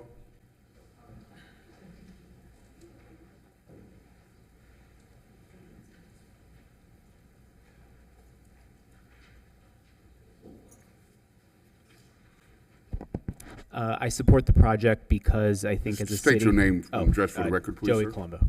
I think as a city, we need to always be moving forward, and the only way to do that is to build, and I'm excited for all the economic development it will provide. Thank you. Thank you. Three other names: Derek Olson, Whitney Jean, and Brad Deflin. Mr. Olson? Hello, my name is Derek Olson, and I just really want to echo a lot of the other comments that development is so good for West Palm Beach. I personally want to speak from my relationship with Citizens on Patrol. It's kind of in a weird place right now, but we also have another thing called Fund West Palm Beach Police. I think that's what it's called. And that fund is really coming from all these new developers that are coming, all these new tradespeople that are coming to our West Palm Beach, as well as the new constituents or new owners to these wonderful properties that all are giving to our community, as well as someone else mentioned, the great tax benefits, tax revenues that the city of West Palm Beach is getting. So thank you very much for your time. Appreciate it. Thank you. Whitney Jean? Good evening, Mr. Mayor, Commissioners. Whitney Jean for the record. I want to talk about my support for this project. As a resident, business owner, and community leader in the North End community, I believe that growth is enviable, and the CMUD extension incentives will defray the cost for some much-needed city improvements. So I support this project. I believe that improvements to the city's infrastructure are needed, and I continuously advocate for the quality of life for both the east and west side of the Dixie Highway corridor. That's important to our residents and our community. Additionally, former Commissioner Schoaf mentioned earlier about economic development in the community. This expansion will directly benefit our community from an economic standpoint. You know, as small business owners like myself and entrepreneurs have the opportunity to expand or establish their businesses right here in the community, that'll be creating jobs and making the city of West Palm Beach truly a place where our neighbors enjoy to live, work, and play. At first reading, I remember Commissioner Warren spoke about the work that's been going into creating processes and pathways for more development in the community. Change can be a bit uncomfortable. That's just the way it is. But I think that our community will be better off, and so I am in full support of this. Thank you very much. Brad Deflin?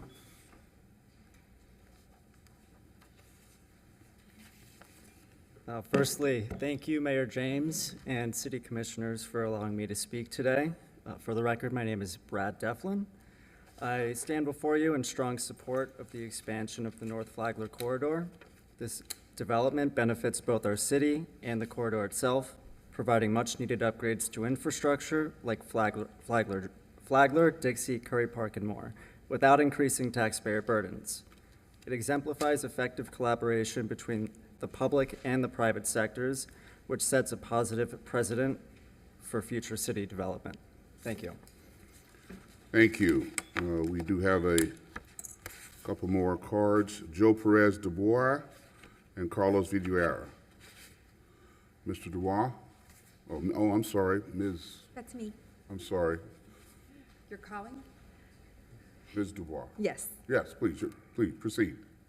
Good evening, Mayor Keith James and Commissioners. My name is Joe Perez Dubois, and I'm a resident of West Palm Beach, residing in the So-So neighborhood. I'm also a real estate broker and have owned a real estate company here in Palm Beach County for the past 10 years. And tonight, I just want to state that I am in favor of the CMUD South expansion. Thank you very much. Mr. Vidguera, Carlos. Mr. Mayor and Commissioners, good to see you again. Carlos Vidguera, 4200 North Flagler. I'm here to speak today in favor of the CMUD expansion. I think it is the next step of what I think truly is an exciting time for the North End. There are a lot of great things heading our way.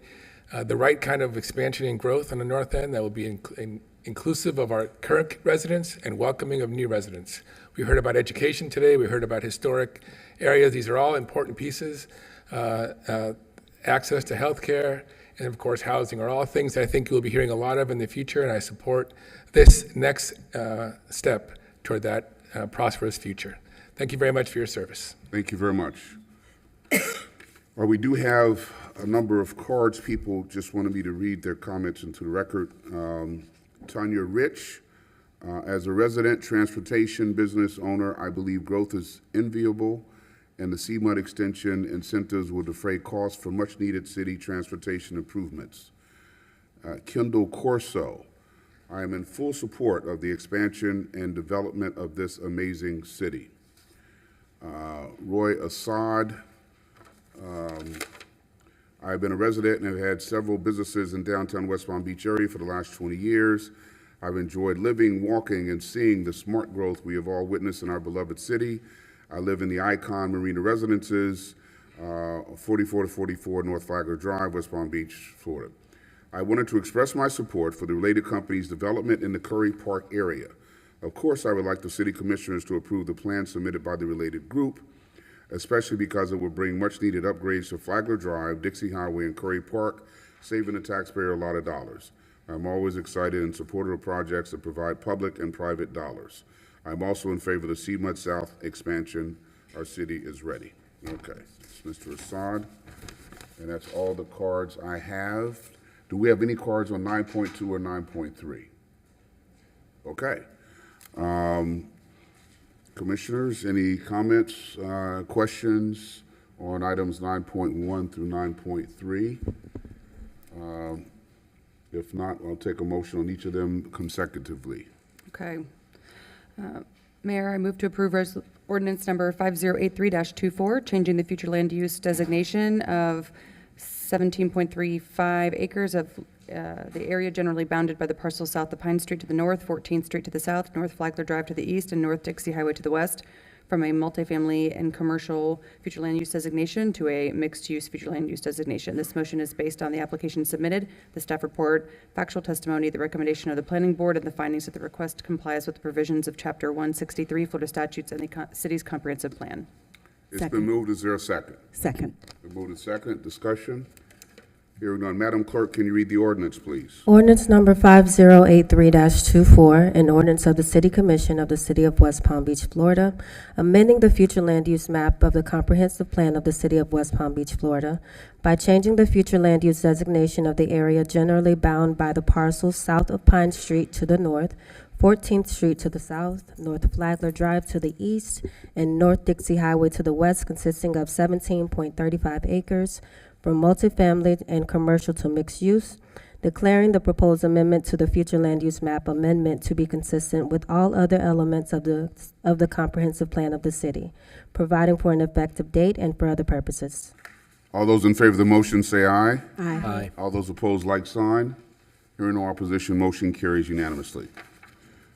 Commissioner Ward. Round two. Mayor, I move to approve ordinance number 5084-24, rezoning certain parcels totaling 10.11 acres within the area generally bounded by the parcels south of Pine Street to the north, 14th Street to the south, North Flagler Drive to the east, and North Dixie Highway to the west, from professional office residential and general commercial into Curry Mixed Use District Core 1 Subdistrict and Curry Mixed Use District Transition Subdistrict. This motion is based upon the application submitted, the staff report, factual testimony, the recommendation of the planning board, along with the findings that the rezoning is consistent with the comprehensive plan and complies with the rezoning standards of section 94-32 of the city's zoning and land development regulations. It's been moved. Is there a second? Second. Been moved and seconded. Discussion? Hearing none. Madam Clerk, can you read the ordinance, please? Ordinance number 5084-24, an ordinance of the City Commission of the City of West Palm Beach, Florida, amending the zoning map of the City of West Palm Beach, Florida by rezoning certain parcels within the area generally bound by the parcels south of Pine Street to the north, 14th Street to the south, North Flagler Drive to the east, and North Dixie Highway to the west, consisting of 10.11 acres from professional office residential and general commercial to Curry Mixed Use District Core 1 Subdistrict and Curry Mixed Use District Transition Subdistrict, declaring this zoning map amendment to be consistent with the comprehensive plan of the city, providing a conflicts clause, providing for an effective date, and for other purposes. All those in favor of the motion say aye. Aye. All those opposed, like sign. Hearing no opposition, motion carries unanimously. Commissioner Ward. Mayor, I move to approve ordinance number 5085-24, amending the text of Chapter 94 Zoning and Land Development Regulations, Article 7 Special Districts, Section 94-215, Curry Mixed Use District of the City's Code of Ordinances to expand the boundaries of the Curry Mixed Use District and to provide for additional building height incentives within the district. Thank you. It's been moved. Is there a second? Second. Been moved and seconded. Discussion? Hearing none. Madam Clerk, can you read the ordinance, please? Ordinance number 5085-24, an ordinance of the City Commission of the City of West Palm Beach, Florida, amending the Code of Ordinances of the City of West Palm Beach, Florida at Chapter 94, Zoning and Land Development Regulations, Article 7, Special Districts, Section 94-215, Curry Mixed Use District, to expand the boundaries and to provide for additional building height incentives within the Curry Mixed Use District, declaring this amendment to be consistent with the comprehensive plan of the city, providing a conflicts clause, a codification clause, and a severability clause, providing an effective date, and for other purposes. All those in favor of the motion say aye. Aye. All those opposed, like sign. Hearing no opposition, motion carries unanimously. Thank you. Item 9.4, public hearing and first reading of ordinance number 5090-24, adopting the City of West Palm Beach amendments to the Florida Building Code, 8th edition, 2023, Chapter 1, Administration.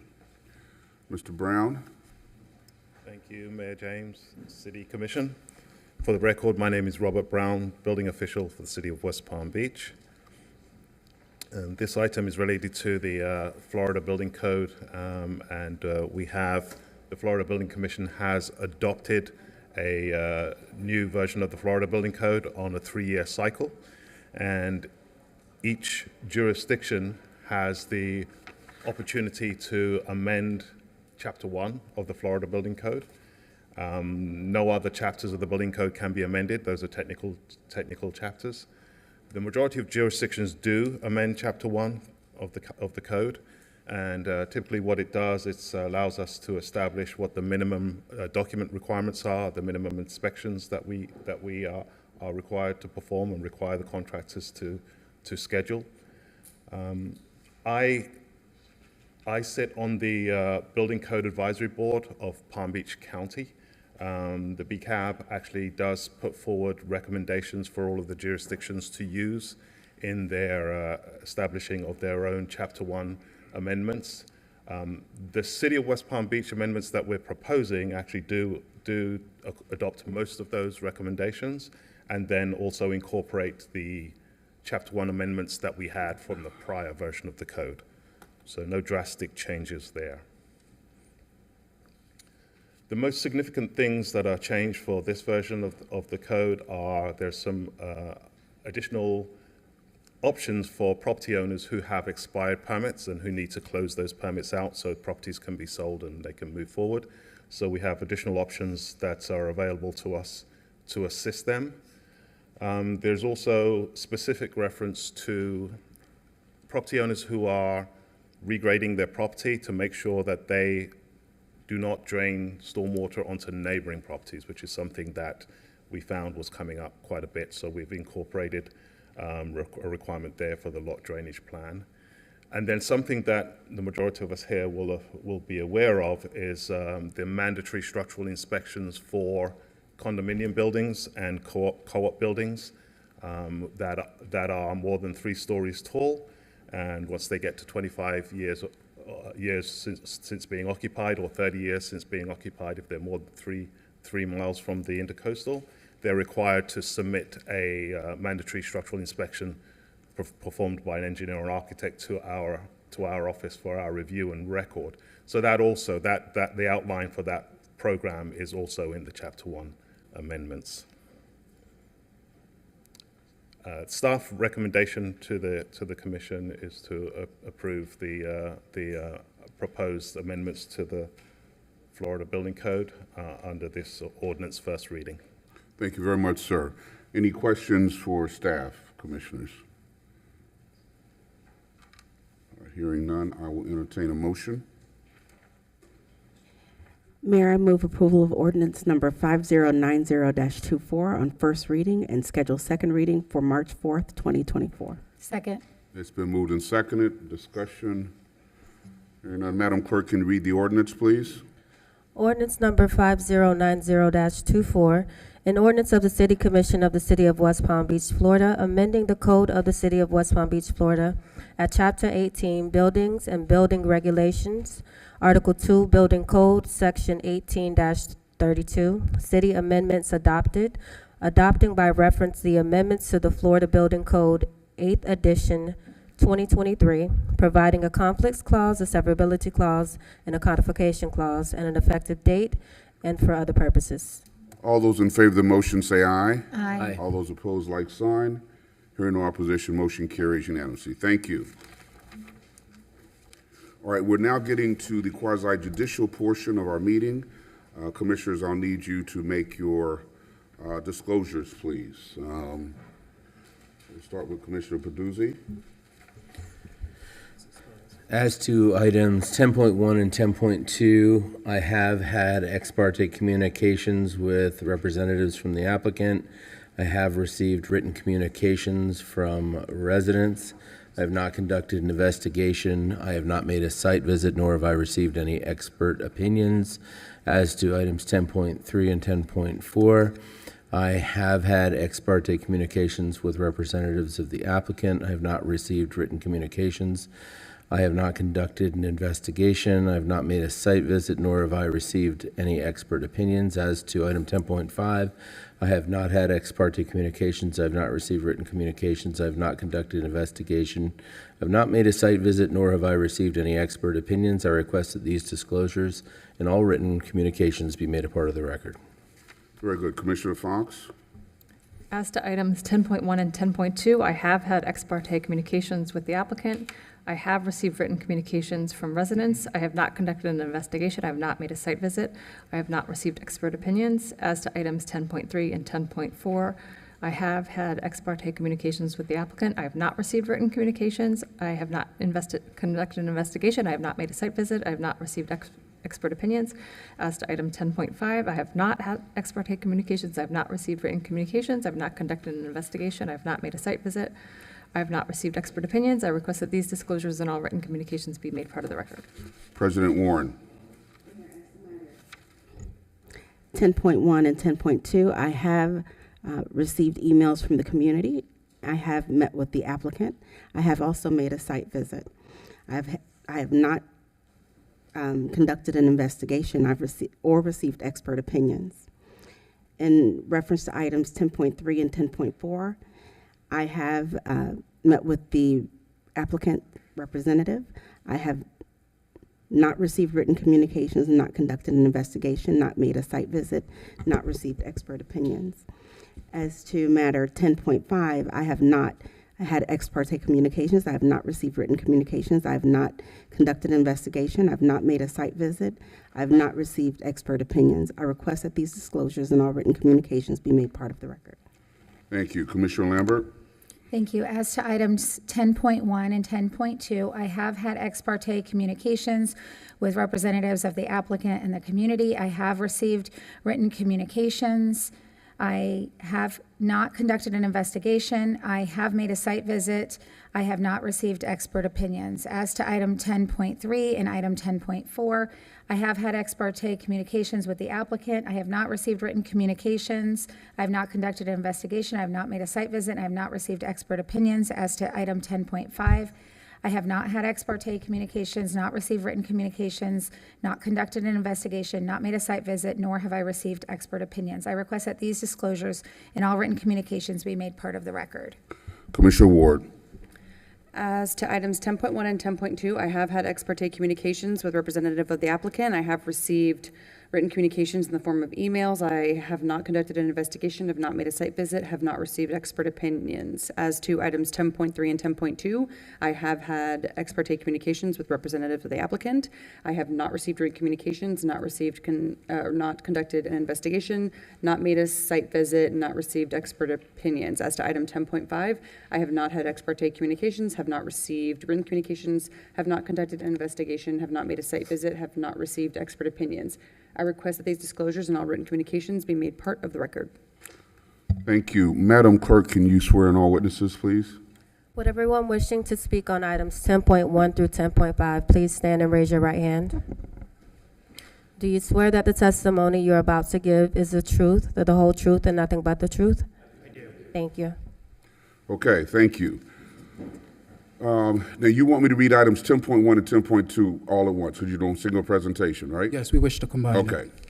Item 10.1, public hearing and second reading of ordinance number 5086-24 regarding a future land use map amendment to change the future land use designation of approximately 6.51 acres located 8111 South Dixie Highway from multifamily MF to commercial ECE, and public hearing and second reading of ordinance number 5087-24 regarding a rezoning to change zoning designation of approximately 6.51 acres located 8111 South Dixie Highway from residential plan development RPD to general commercial GC.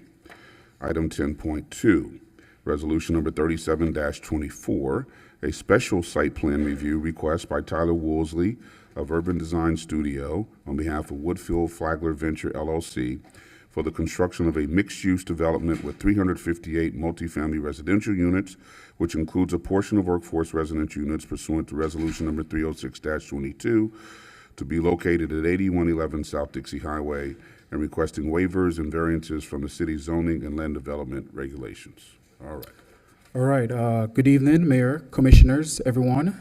Jermaine Swaby, Planning and Zoning Senior Planner for the record. Just to note, for the special site plan review, the applicant will be presenting first, and then will be followed by Jennifer Ferriol for the workforce housing, then the staff would present. Very good. Good evening, Mr. Mayor, Commissioners. For the record, Harvey Oyer of Schutz & Bowen on behalf of the applicant, Flagler Realty and Development and Woodfield, the joint venture partners on this project. So we were before you 2 weeks ago for the first reading of the land use amendment and the rezoning. Unless you would like me to repeat it, nothing has changed with the exception of one issue that I want to make you aware of. Your staff has suggested a condition of approval in the flu amendment, which is the first item you would vote on, to cap the amount of traffic to the traffic associated with this project, which addresses any concern that there might be about this project not being built and then a future project being built with a greater traffic impact. So to alleviate that concern for everyone, your staff and the applicant have worked together to cap the traffic at the traffic counts associated with this project. That would be reflected in the flu amendment. We accept that condition. That is the only thing that has changed in the last 2 weeks. So unless you would like to see the presentation again, what we thought might be a better use of everyone's time is spend some time looking at the site plan, which you have not seen. The site plan includes some waivers, and then come back afterwards and answer any questions that you might have about what is 10.1 in your agenda and 10.2 in your agenda. So whatever your pleasure is.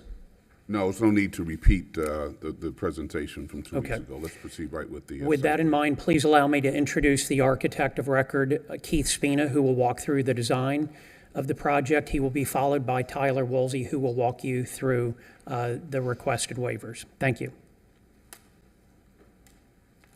Good evening, Keith Spina with Spina O'Rourke.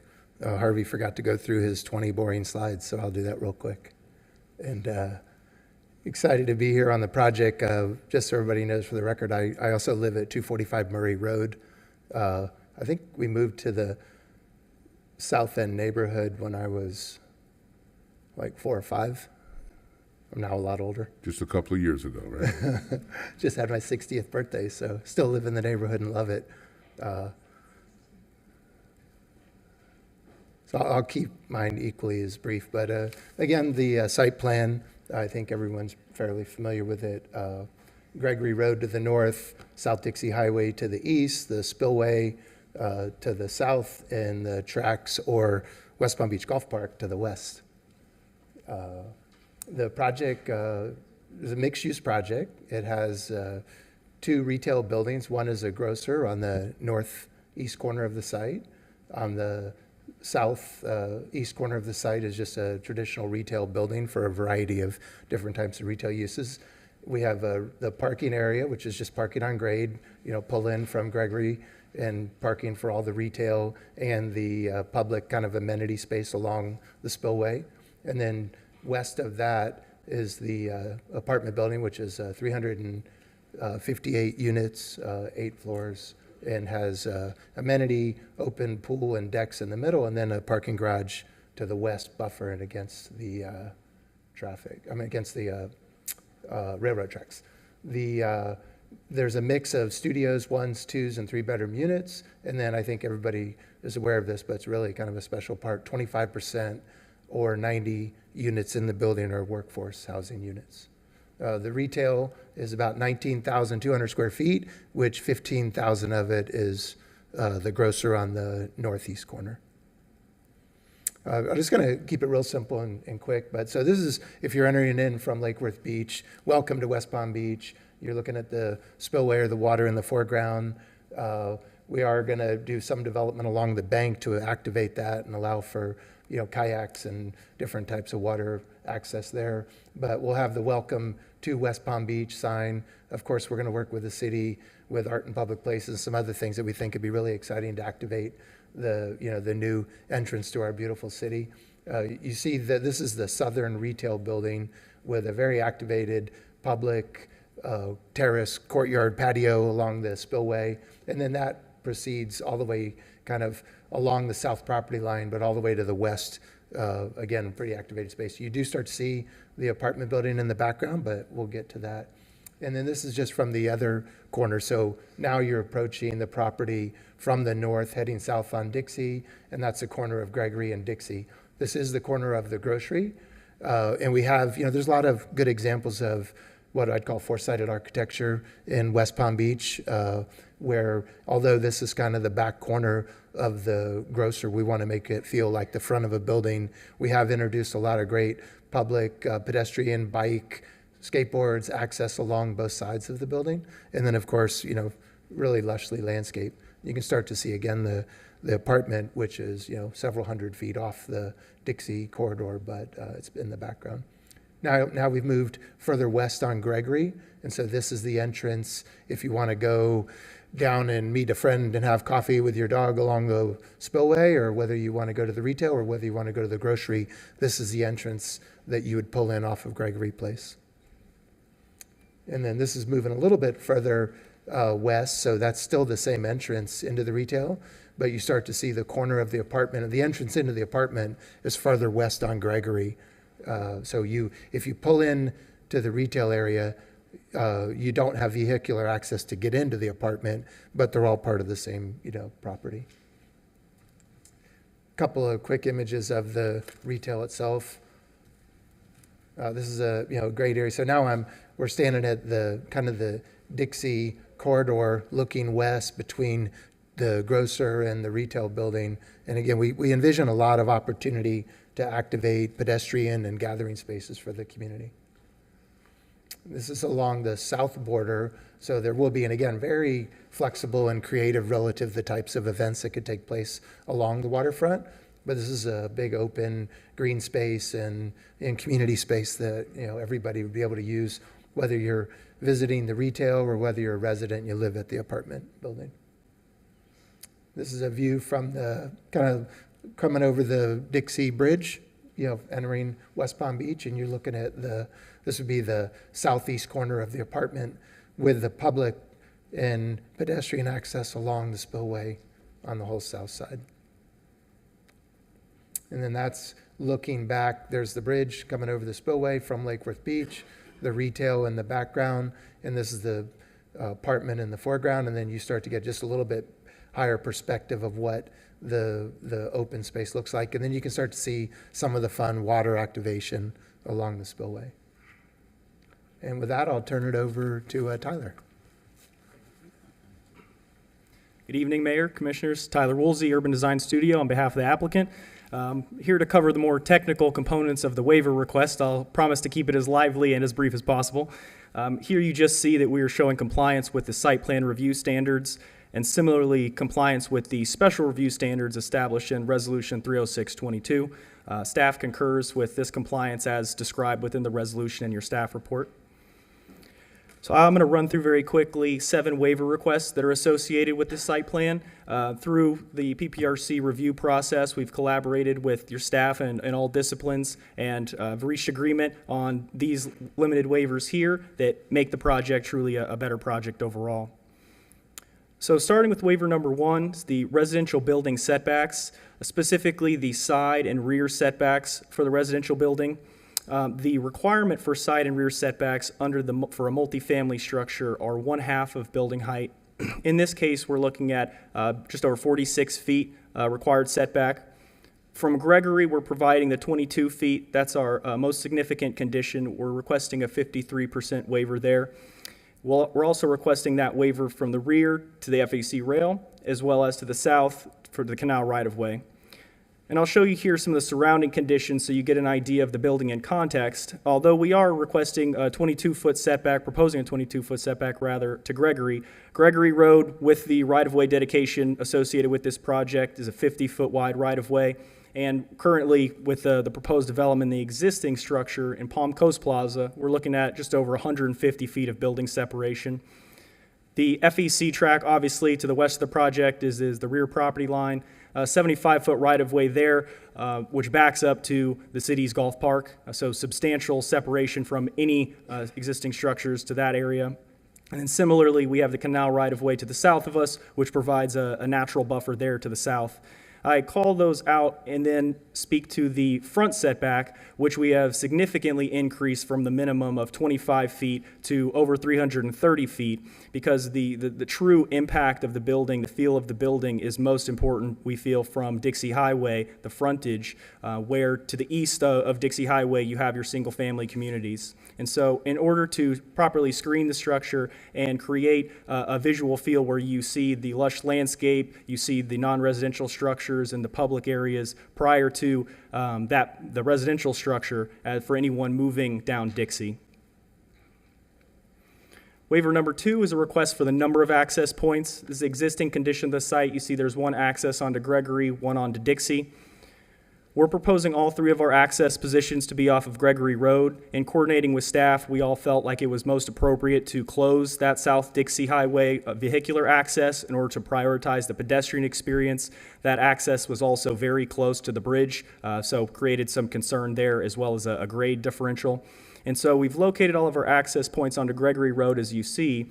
I will, reiterate what Keith mentioned, is that we have a dedicated access to our surface lot serving the residential and the open space, and dedicated access for resident entry into the garage and resident service and loading. And so in that way, the functions of the site are separated by their access positions to minimize any potential conflicts. We are also proposing along the Gregory frontage and throughout Dixie an expanded pedestrian experience with appropriate landscaping, so truly trying to prioritize the pedestrian experience with this site. Here again, waiver number 3 relating to the access points. This is a request for relief from the separation of access points. Along Gregory Road, we're required 125-foot separation between access points, and we're requesting to propose 86.2 feet of separation between the dedicated residential garage entry and the residential service and loading entry.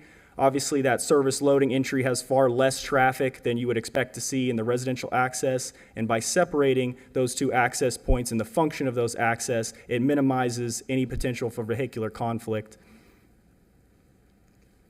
Waiver number 4 relates to the parking lot, and specifically one terminal island that you see indicated there. Within the city's code, there's a requirement that the terminal landscape islands be the same width of the adjacent parking stalls, which is 18 feet in length. In this case, one of our 8 terminal islands creates a condition in which we have a cart corral for the grocer located in what would be the parking space adjacent, as you see there in the bottom right hand of your screen, a blow up from the site plan. So our terminal island technically is only 14 feet in length, where it would be 18, but through providing that cart corral and the striping in that adjacent space, we serve the same function. That condition exists in order to accommodate vehicular circulation and specifically truck turning movements through the parking lot so that we know the trucks can function to service the non-residential uses. Again, relating to the non-residential surface parking lot, we're requesting a waiver to eliminate what would be a required divider median. The purpose of divider medians is twofold: to provide landscaping, tree canopy within the parking lot, as well as to, as you see there in the bottom right hand, a graphic from your code, to break up long runs of parking in order to minimize speeds through parking lots. The entire design of our parking lot here is an urban compact form, and so you see when you compare it to the figure from straight out of the code, which is more reminiscent of a typical shopping center parking lot, that it truly does not mesh with the design proposed here. And so if we were to provide a divider median, that would look like expanding this parking lot and losing the activated open space that we're providing in the site. And so in order to provide the tree canopy, you'll see we have substantial landscaping throughout the perimeter as well as within our terminal islands in order to provide that landscaping and tree canopy within the lot. And we're requesting this waiver to exclude that divider median. A couple more for you. Waiver number 6 is multifamily landscaping. The way that the city's landscape planting requirements works is it's additive, and that you have to satisfy your buffer plantings, then your open space plantings, then your parking lot plantings, and then your foundation plantings. The foundation planting requirement for multifamily is 1 tree per unit. And so with all of those other requirements and the 1 tree per unit, we're looking at a proposed reduction of 98 trees total on the site. Now, I will say, right now we have 21 trees out on site, mix of sable palms, mahogany, a live oak, and a black olive. Of those 21 trees, all 21 will be relocated on site or preserved in place, and ultimately we'll have more than 430 trees on the property. So while we are requesting a reduction of 98 trees specific to the multifamily foundation planting requirement, we will be significantly increasing the number of trees on the property. I also call attention to the code minimum requirements for open space and landscaped area. The code requires 40% open space. The site plan provides 66.9%. The code requires a minimum 15% of that open space area to be landscaped. We're providing just over 30% of that area as landscaped open space. And finally, our last waiver is for multifamily residential parking. We are proposing, by the nature of this urban compact form and the inclusion of workforce housing, a slight reduction of 14 spaces from the residential parking requirement. That's a 2.3% reduction from the residential requirement. However, I will note that the overall project, when you total the parking for the residential and non-residential, we're actually providing 49 spaces over the code minimum. And obviously, with the dedication to activated public open space here, we are expecting that some folks may come to the site for the use of this open space, maybe separate from the actual uses proposed. So we are accounting for that in that additional traffic, but requesting the waiver specific to the residential. And I show you here the waiver standards. Your staff agrees that we comply with all the applicable standards for the waivers. And with that, I'll turn it back over to Mr. Oyer. Thank you, Tyler. We obviously have a lot of speakers here in support, as we did 2 weeks ago, in an effort to use your time wisely. Obviously, if they would like to speak, they're welcome to, but I don't think there's any opposition to this. So if you would like us to request that our speakers keep it brief, you know who they are. Many of them spoke last time. So in economizing your time, if you would like us to do that, we're delighted to do it. Otherwise, they're all prepared to speak in favor. Yeah, that would be a nice thing to do, is see if you can make that request of them. Okay. It's you asking. I'm just so. But before we get to speakers, I certainly want to see if commissioners have any questions for the applicant, and also before staff talks to us about their position on the waiver. So, any questions for the applicant, Commissioner Lambert? Thank you so much for the continued conversation and presentation on this project. There have been a lot of discussions and questions regarding traffic related to this site, and specifically as it relates to the change in the increased number of housing units. Can you please talk about the study that you all did, what you found, and any increased traffic or what we can expect on this site?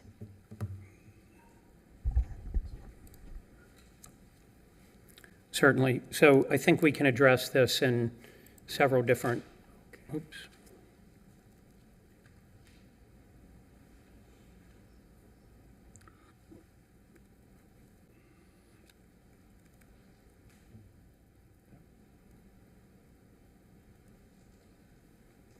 Thank you. Sorry, I'm operating with one arm tonight, so Tyler's helping me. So the original proposal that was approved by you in the ITN process is on the screen now. The development program, there was 210 dwelling units in the multifamily building, combined with 35,000 square feet of commercial. That had a trip generation of 2,700 daily trips and 249 PM peak trips. The project that is before you today, which is more dwelling units, but far less commercial square footage, reduces the average daily trips from 2,700 trips a day to 2,300 trips. So a reduction of 400 trips per day in and out of the project. Additionally, the PM peak hour trips are reduced from 249 to 210. So there's a reduction in both of those, which is very intuitive, of course, because commercial use is a much higher trip generator than residential use. Residential use is a few trips a day per unit. So even with the increase in dwelling units, which yielded a lot more workforce housing for the community, it was actually a fairly significant net reduction in average daily trips and PM peak trips. By percentage, you can see that at the bottom of the screen, 13% daily reduction of the average daily trips, the ADTs, and a 15% reduction in the PM peak trips. So that's the difference between what was originally approved and what's being proposed today. Additionally, at the outset of the discussion, in response to an issue that was brought up 2 weeks ago, what if you were to recomp plan this property to commercial east, but this developer never build? Now you've given it much more development capacity. Well, you have several guardrails on that. Number one, as you well know, you negotiated a very favorable deal to the taxpayer. That is, they don't get title to the property until they deliver exactly what you are hearing and hopefully approving tonight. Should they not deliver this project, they never receive fee title to it. So the city and the taxpayer would never, ever be at risk of that occurring. But just to provide an additional guardrail around it, your staff wisely suggested a condition of approval in the FLU amendment to limit the traffic not to what is permissible under commercial east in general, but what this project is proposed to generate. That would then be a condition in your future land use map that governs this property in perpetuity. So there is absolutely no chance of that ever occurring. Does that answer your question, Commissioner? It does. Mayor, may I follow up? Yes. Thank you so much. So I just want to summarize what I think I heard you say is that there was an original plan that included larger square footage of commercial space, 35,000 square feet, but fewer residential apartments, and that plan that seemed, to have resounding support actually had a higher daily trips and peak hour trips. With the updated plan that includes more housing units, but a smaller square foot of commercial space and larger amount of workforce housing, actually has a lower amount of daily trips and peak hour trips. Yes, ma'am. So that is a win-win-win, because the community is getting a grocer, which is one of the elements they wanted. We are all getting many more workforce housing units, and there will be less traffic. So no matter how you slice this up, we all come out ahead. Thank you. Any other questions of the applicant before we turn to staff? Commissioner Peduzzi? Is that a question? You sure? Quick one. Oh, no, take your time. I just want to make sure you had one. Could you remind me of the size of the apartments? How many bedrooms? How many, is there a diversity? The unit mix? Yeah. Let me get one of the design folks up. Commissioner Tyler Woolsey on behalf of the applicant.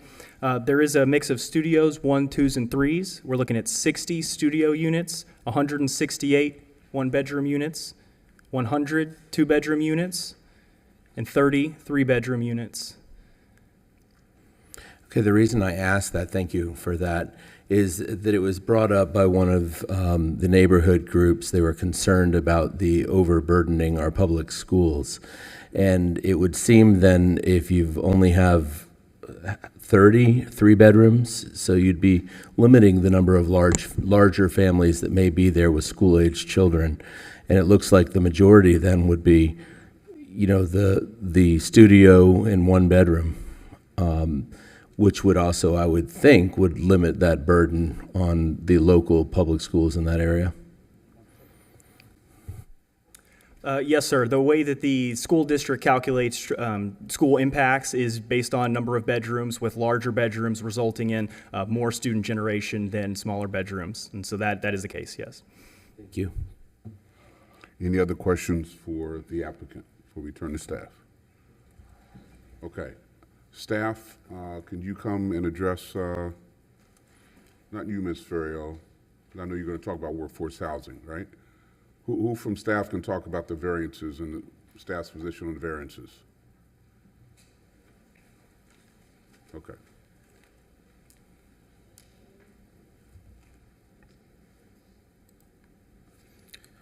Yes, good day. I think, good. Okay, thank you.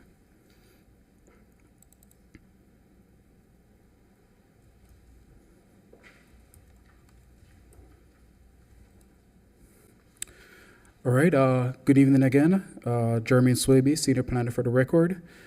Pretty much the applicant was thorough with the details for the presentation.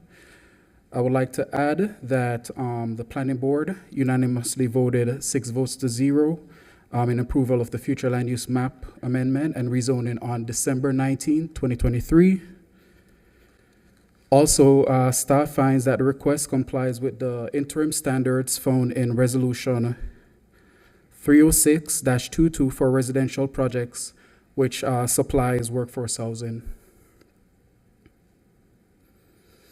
And therefore, staff recommends approval with the waivers for resolution 37-24. Okay, very good. Any questions for staff, commissioners? Okay, thank you. Now, Ms. Frey, you're going to talk to us about the workforce housing component? Thank you. Thank you.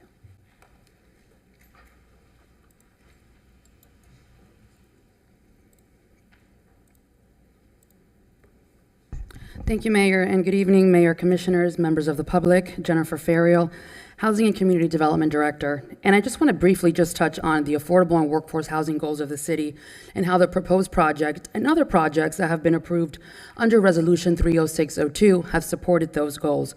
I probably should have made this presentation earlier on when we initially, or for the first project that was proposed under this resolution, but neither here nor there. Here we are today. And it goes without saying, Mayor, that with your leadership and with the unyielding support of the City Commission and City Administration, affordable and workforce housing has been a top priority in our city, specifically over the last 5 years.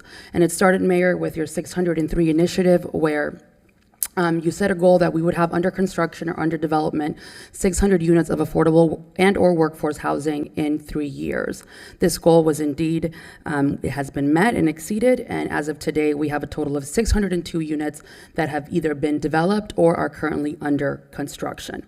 And how we were able to do that, the city, I will say, have been a leader in our county and in the state, and also we've been ahead of the curve in terms of what we've been doing to incentivize the creation of those units.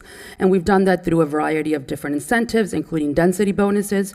We have provided loans through the Community Redevelopment Agency, utilizing the city's local housing trust fund. We've also utilized some TIF incentives. We've done an array of other incentives, including fee reductions, waivers of development fees. We made available city-owned property for the development of housing. So there's been quite a lot of different ways in which we have been able to attract this type of development into our city. And another tool, luckily for us, that the state that was presented to us at the state level was under House Bill 1339, also known as HB 1339, where the state legislature in 2020 amended their workforce housing section of the state statutes to allow for greater flexibility to expedite and facilitate the production of affordable and workforce housing units. This particular item was presented to this governing body at a Mayor Commission work session on October 24th of 2022, in which then staff was provided with direction to provide regulations to how that would apply to at the city, within our city. And as a result of that, on December 12th, 2022, the City Commission adopted Resolution 30622. And in essence, the resolution essentially did provide what HB 1339 allowed for. Again, some affordable and workforce housing developments. It provided standards for special site plan review processes, and it provided special waivers and additional density and or building capacity in specific locations and or zoning districts. And in return, in essence, at least half of the increased density provided by the developers had to be set aside at affordable or workforce housing levels under 100% of the area median income or less, and the units had to remain affordable for no less than 20 years. And I am proud to announce that as a result of this policy initiative that was supported by this governing body, we were able to receive 5 projects over a very short period of time, and that has resulted in an additional 339 units that may be added to our affordable and workforce housing stock. And I will say some of those projects are still pending approval, one of them being 8111 South Dixie, and the project at 5051 Forum Place, which will also be presented tonight. So Mayor, that gives you, in less than 5 years, around 941 units of affordable and workforce housing that have either potentially will be approved, are under construction, or have been completed. And I will tell you that that is unheard of in our county, and that we are the first, if not the only municipality to achieve these numbers and these goals. Not to appear unappreciative, can we get 59 more and make an even 1,000 by the end of this year? Mayor, I believe we already do. Pretty please? Okay. I think it's safe to say that we have them. They're not included in this count because they're still in the development stages, but I think we're going to get there. Ms. Ferrier, let's not overcommit. That was my boss. She will keep me humble, that's for sure. Okay. And with that, I just want to touch on one final point, is that we often, at the county level, their workforce housing limits are established at 140% of the area median income. And in our city, and under this resolution, we were able to negotiate affordable and workforce housing at 100% of the area median income, which is way below what you would traditionally see when you are negotiating workforce housing deals. So that, again, is also unprecedented and something that we as a city should be extremely proud of. And that concludes my presentation. I'm happy to take any questions at this time. Thank you. Before you go too far away from that, commissioners, you all should be commended for supporting the recommendations of staff. She kind of slipped it in, but I want you to repeat what you said. We are way ahead of the curve. We, the city, are way ahead of the curve in this county and perhaps even this state in terms of the amount of units, the number of units of affordable and workforce housing that we've been able to approve. And you all should pat yourselves on the back. Staff, thank you for HCD, development planning, for being creative, thinking outside the box, coming up with programs that the developers have latched onto. Clearly, we, the city, aren't building this, but we're trying to provide sufficient incentives to the development community that they will want to build it. And the final point is, each of those units, these are numbers on a piece of paper.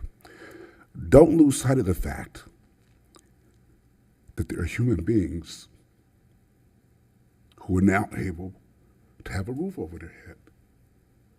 And you know, a lot of times when we sit up here, we get caught up with the numbers, but these are families that we're providing for. And so thanks to everyone involved for getting us to this point. Hopefully we can get to that 1,000 units before the end of this year. But again, these are human beings, these are families that we are providing for because of the innovation, the creativity of staff, the support of you all as commissioners. So thank you. Any questions for staff on this point? Commissioner Baduzzi. Thank you, Mayor. I know that there was a request from one of the neighborhood groups that a certain percentage of the sale of this property be set aside for local area, you know, for improvements in that local area where the neighborhood group is. And I just wanted to make sure that was addressed so that we're not sweeping it under the rug. I just wanted to know, maybe from legal, is that something that we can consider, should consider? Has it ever been considered before? Before you go down that road, you can't consider it because I, as the mayor, have not put it on the agenda. And it will not be put on the agenda. So it's not even a topic of discussion because it has not been presented to this body for consideration. So, I mean, legal, you can weigh in on it.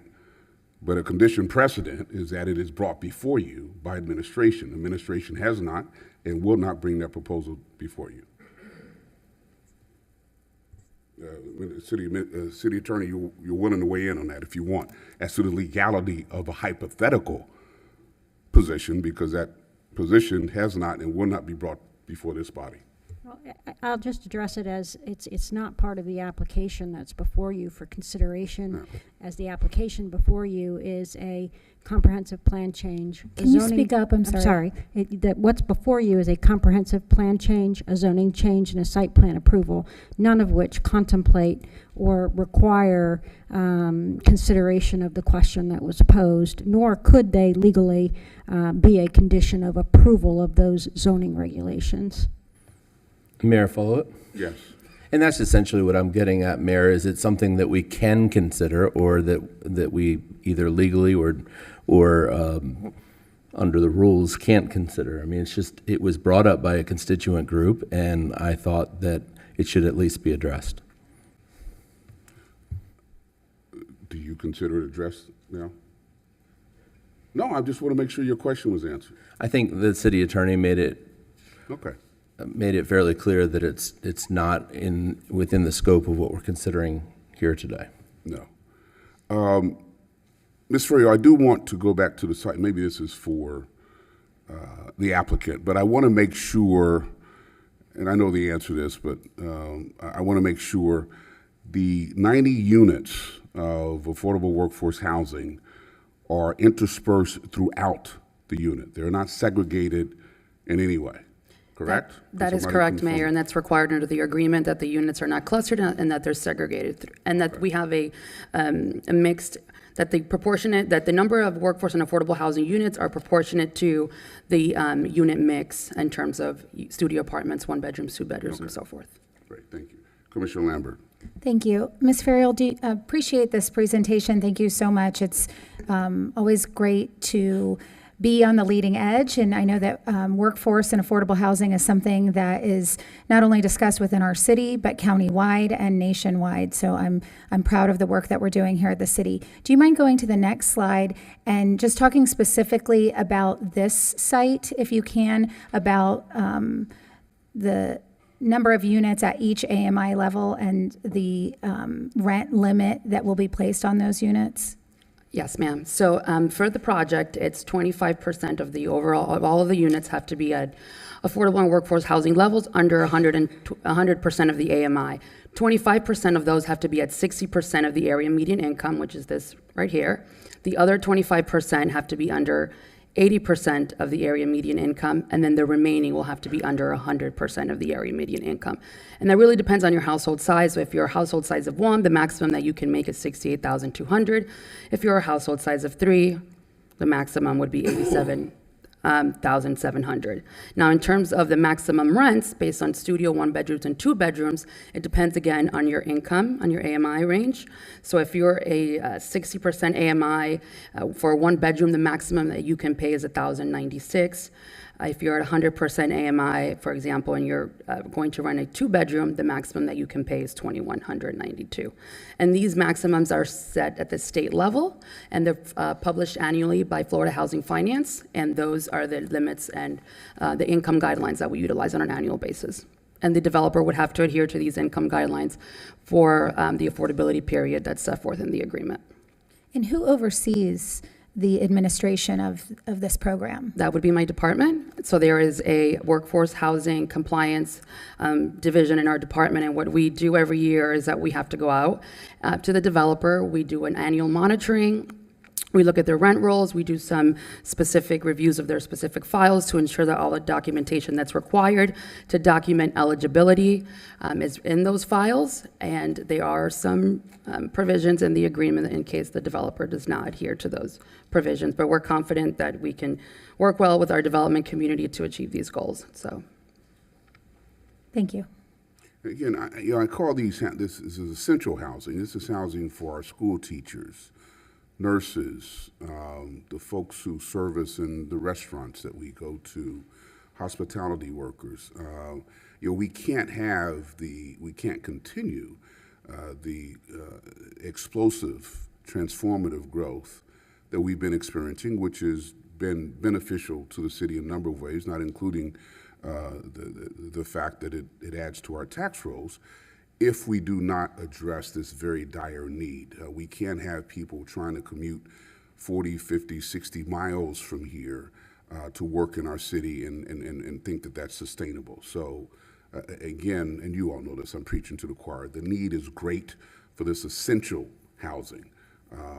This is not low income. This is housing for essential workers who keep the wheels of commerce turning in our city that are so essential to that effort. Anything else? Yes, President Warren. Mayor, I'd just like to say that I'm looking forward to when we look back at the 1,000 workforce and affordable housing units that we're talking about, 941 units that we're talking about today, and that we're looking at it because we've surpassed it by so much. Getting this accomplished has truly been challenging. It's been challenging on many levels because we've had to go to the board and create incentives and create opportunities and make this possible. And every time that we've come to this dais for these conversations, we have been met with challenges and opposition, even though the need was great. And even though there were a lot of conversations and very negative talk, we continue to move forward, and we continue to move forward aggressively. I don't believe that we're going to stop this level of aggression in order to see these changes and this workforce housing stock come to pass. So I do applaud everyone for your efforts and work in doing this. I know that even prior to coming to the commission, most of us, or I, have had an initiative of supporting workforce and affordable housing. What I think is also something that needs to be reiterated here is the fact that the unprecedented move of perpetuity for the workforce houses that have been presented in this project. Mm-hmm. And that was through very strong negotiation from the city and with the developer to come to a consensus and to understand that this was the best way forward for our city. So, I just reiterate some of the comments that have already been made, and I applaud all of the efforts and the work, and I know that we're going to continue to move this forward.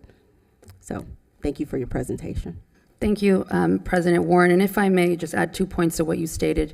As it relates to 8111 South Dixie, this project did not receive any other incentive. They didn't receive grant dollars from the city. They didn't request any TIF. They couldn't because they're not in a CRA district. But just know that the only incentive being provided in this particular project, and many of the other ones that are presented, are not receiving any other grant or any other funding source.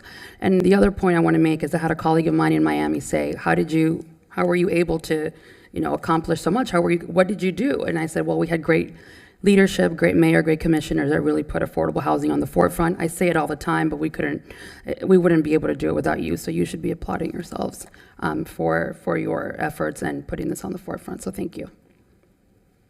Absolutely. I mean, commissioners, you stood strong in the face of opposition. Workforce housing is not a popular attribute to present to any neighborhood. And so when it is proposed for a particular neighborhood, inevitably there will be folks who come out in opposition because of the NIMBY attitude, but you all have stood strong without any exception to the proposals that have come before us, and hence we're looking at the numbers that we're looking at. And yes, there are other municipalities, even in this county, even in this state, that are wondering how is West Palm Beach doing this. So it's a team effort, and thank you all. Commissioner Lambert. Thank you, Mayor. I do want to follow up on another line of questioning from earlier, not related to workforce housing, but if there is a need to mitigate any off-site impacts that are identified at a later time in the surrounding area, wondering if we could talk about how either these proceeds or other city funds could be used to mitigate those impacts, maybe similar to what we do around the city for other projects. What's the question? How can we use either these funds or other city funds to mitigate impacts of a project like this project, or other city projects? And just maybe the city administrator can just talk about the budgeting process and how we utilize funds to do that.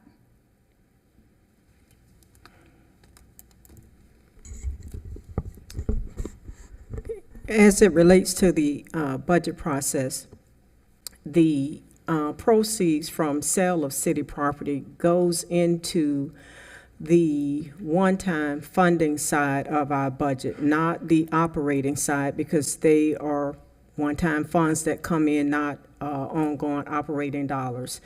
As part of the one-time funding process that we have in place, we take a look at one-time funding that comes into the budget, and it comes in from a couple of different sources, but we look at what we have annually and then strategically develop a one-time funding proposal that includes requests from departments, certainly that includes items of priority from the mayor, and certainly if there is feedback from commissioners on items that staff should consider, those are taken into consideration. That one-time funding proposal is typically submitted to the board in between either April and maybe May. Sometime it slides to June, depending on just how the budget process is baked. The board then gets a presentation on the funding proposal and give us, feedback or support or request that it be tweaked. Once it's finalized, it is then presented to the board for adoption of those items by F resolution to be baked into the budget, but it's one-time funding, not operating dollars. Follow up, Mayor? Yeah, but let me insert something here first. It is important to understand that we as a city go through a process where we establish priorities, whether it's street lighting, whether it's street paving, citywide. We generally, and I don't want to get to a point where we're compartmentalizing our city. Since we've given so much of this district, we got to give so much of that district. We are a single city, and as city leaders, we need to base our decisions, the allocation of resources, base those decisions upon data and those areas which are neediest of whatever the issue is, street paving, street lighting, et cetera. Based upon data, that's where we will direct our resources. Even if you look at public safety and law enforcement, it's not the squeaky wheel that gets the grease, not in this. We try to base these decisions of allocation of resources in the city based upon data, and wherever the greatest need is based upon that data, that's what we will try to do to allocate the resources. Yes, you may follow up. Thank you, Mayor. No, you really clarified what I was going to ask, and just reiterate is that what I have seen over my 6 years on this dais working with administration on the budget is, and I wanted just to confirm this, is that when there are needs, no matter where in our city, that we have those conversations. And so should we have those needs based on this project, we would be able to have that conversation with our budget and talk about how and when we can fund those needs. And frankly, I think it's disgraceful for a particular neighborhood group to try to hijack or dictate to the city how the proceeds are going to be of this particular deal are going to be used. It's a shame, and I'll say that publicly, and I'll say it privately, but that's not the way we run this city, and we're not going to run it this way under my watch. Okay, any other questions for staff? Any other questions for the applicant? We have a number of cards here. Mr. Oyer, did you have your conversation with your people by any chance? Because I got a lot of cards here, and I'm happy to call out Just names. an encouragement. Okay, all right. But obviously, if they have something they want to say, I do want to thank staff. This has been a long but pleasant and smooth journey with all of your staff to get to what is a beautiful public-private partnership that will set the standard, I believe, for other public-private partnerships in the future. So I want to publicly, on behalf of my client team and professional team, thank all of the staff that have worked so hard on this over the past couple of years. Well, I can't wait for the ribbon cutting. Okay, we have a number of cards. I'm going to call out about 4 names. If you all can start making your way toward the podium. Donald Burgess, Rex Kirby, Steve Sylvester, Carl Watson.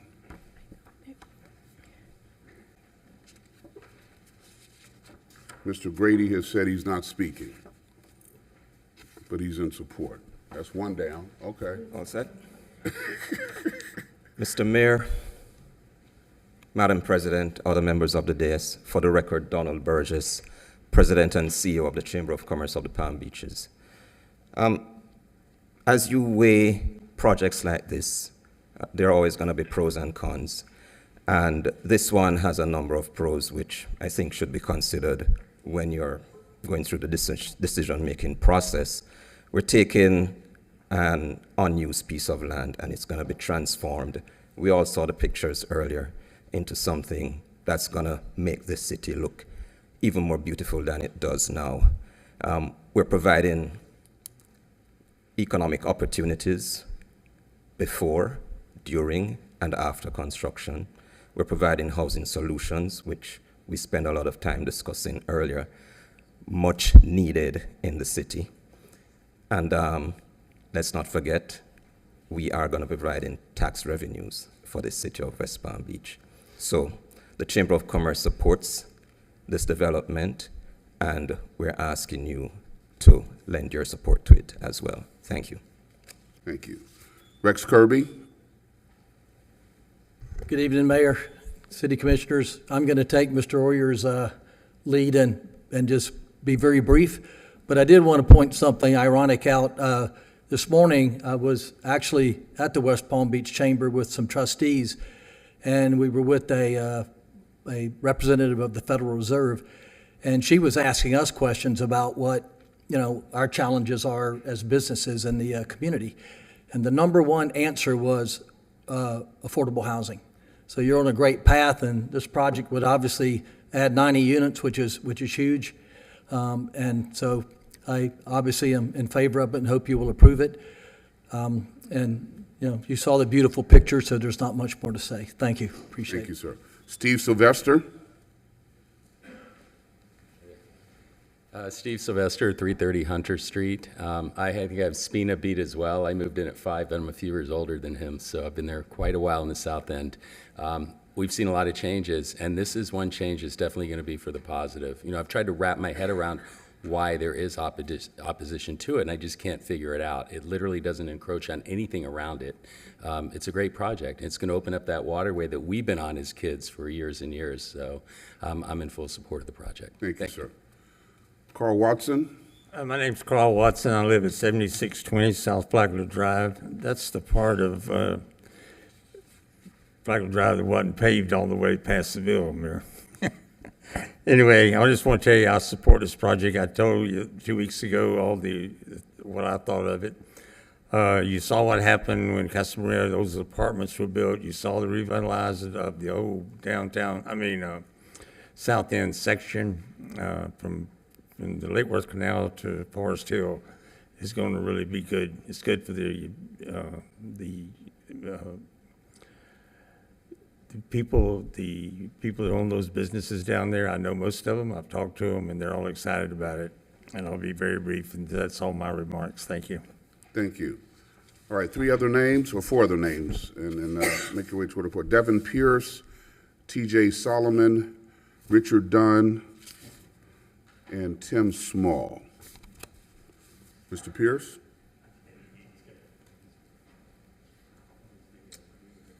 All right. Good evening, Mayor, Commissioners, City staff.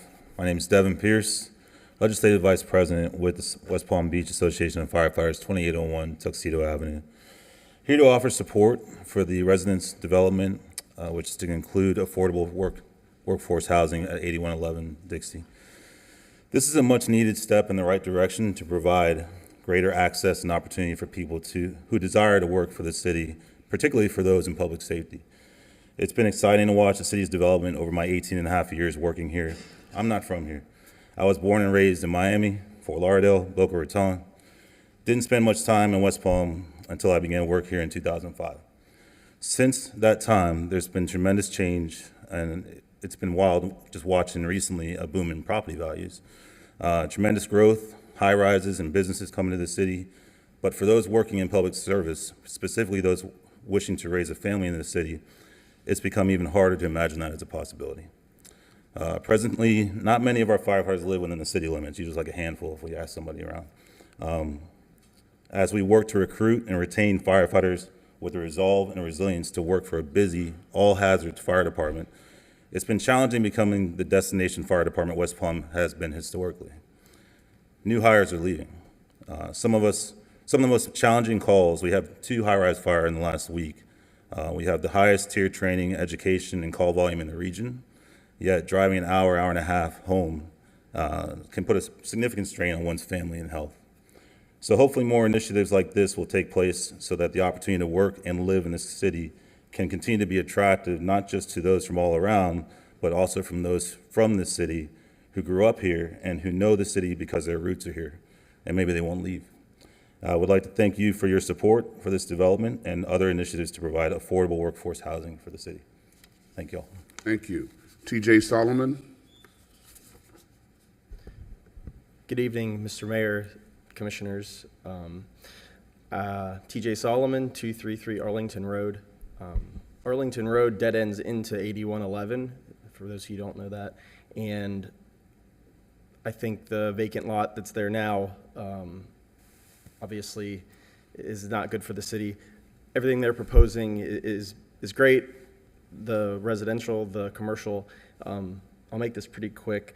The only other thing I'd like to add is the development group. I have the pleasure of knowing Mr. Koenig and Brad Koenig for about 20 years, and I think it's really important that we chose a group who live in the community, whose interests are there to better the community and have the city and the community's best interests at heart. So I think that's an important part that I don't know if anybody mentioned. But I'm obviously in support, and thank you guys for your time. Thank you. Richard Dunn. Thank you, Mayor James, members of the commission, fellow citizens. I've prepared a written document and I've submitted that to your clerk. I'm not going to review it here, but I do want to express my support in recognizing that there are several very positive aspects of this development. I was a city planner in another state for 33 years, retired, came to Florida, and lucky enough to live in this city. Thank you for the work you're doing. Thank you, sir. Tim Small. Good evening, everyone. Timothy Small, 350 Winter Street. Also, I want to add, I haven't in the past when I make comments, but I'm a former CENA board member and currently a CENA paid member. And I want to talk a little bit. I support the project, and I've pretty much come up every time and just said, I think it's a great idea. I like the redevelopment. And I still do. Workforce housing, all that stuff is great. But I think everyone said enough about that. With respect to the letter that you received from CENA, I want to just say this. I took the temperature. I get it wasn't well received. So I'd like to know, it would be great, and I understand you're going to address it if something comes up, but we are adding a significant number of vehicles to the road and pedestrians and traffic. And it's getting a little bit tight to get around in the south end. I've never disputed that. I don't at all think that that's justification to not begin the redevelopment of the south end, and I think everyone's done a fantastic job. And so with respect to the letter, which wasn't what we agreed on, by the way, in the meeting, so they claim to have 2,700 doors, 200 people showed up at an annual meeting, and they said that we voted to not support at a 60-40 ratio. It's close, but it was 57-43. That's the actual number. And so let's just say 200 people didn't like it. There's 2,500 other people, residences in CENA. And I'll point out that all of those 200 people lived east of Dixie. We have one paid member in CENA that lives west of Dixie, and she's sitting among you. There's still 2,500 people that were not opposed, that did not show up, that did not spread gossip on social media. So I want to say that it's a great project. I feel like it's going to go well tonight, but I just wanted to point out that difference. I think when you're a neighborhood association, that you need to represent your members fairly and not ask for things. I think it'd be a great idea. I'd love to say do it, but everyone's made it clear tonight that it's just not possible and it wasn't part of the original plan. So I want to thank you all for your time and thank you for letting me speak. Thank you very much. One of the card, Fritz Vandergriff. Hi, good evening. Fritz Vandergriff, 212 East Lakewood Road. Just wanted to share a few comments here tonight to express my support for the 8111 project. I think we need it as an anchor in the South End, and we're fortunate to have a developer who has roots in the city and who cares about the future growth. And the other comment I just want to make is just I do believe that some dollars should be earmarked for any unknown mitigation. How that's managed, whether it's through a public-private partnership committee, working through the process that Mrs. Johnson already explained. I do think there are going to be unknowns and unknown variables. And I do think I am in support of earmarking some dollars from the sale of the city land. So that is my, just to specifically reduce any risk to that area specifically. So those are my comments, but I am in support, and thank you for your time. Thank you very much. Okay, we have a couple of cards from people who did not want to speak, but they want their comments read. Lisa King, I am in support of this item. I've discussed the new project with coworkers, and they are excited to have an opportunity for more affordable apartments near our West Palm office. James Milloway, this lot has been vacant for 15 plus years. Build this project already with 3 exclamation points. Enough silly meetings, okay. Please disregard the letter from Cena in total. I love the smell of sawdust in the morning. Okay. That's James Milloway, if you all know him. Okay. That's all the cards. Commissioners, any further questions, comments? If not, okay, Commissioner Lambert. Thank you, Mayor. And I have really thought about this for a long time, so please bear with me, but this process has been a journey for nearly 12 years, and it's a priority that I have been focused on so that we can convert a vacant public property into a thriving mixed-use space for residents and for visitors to enjoy. And I believe that this project offers an example of how a city, a community, and a developer can work together to create plans and solutions together that help bring the opportunity for future and balance of the impacts and the character of the surrounding neighborhood and the residents.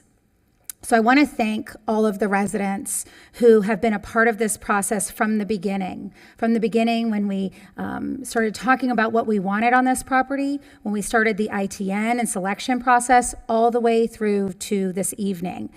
Thank you for attending the many public meetings, the community meetings, the discussions that have been held for this project. We haven't always been in agreement, but I think that with your input that we received, it has made this plan better, and we've strengthened the process for how we move forward.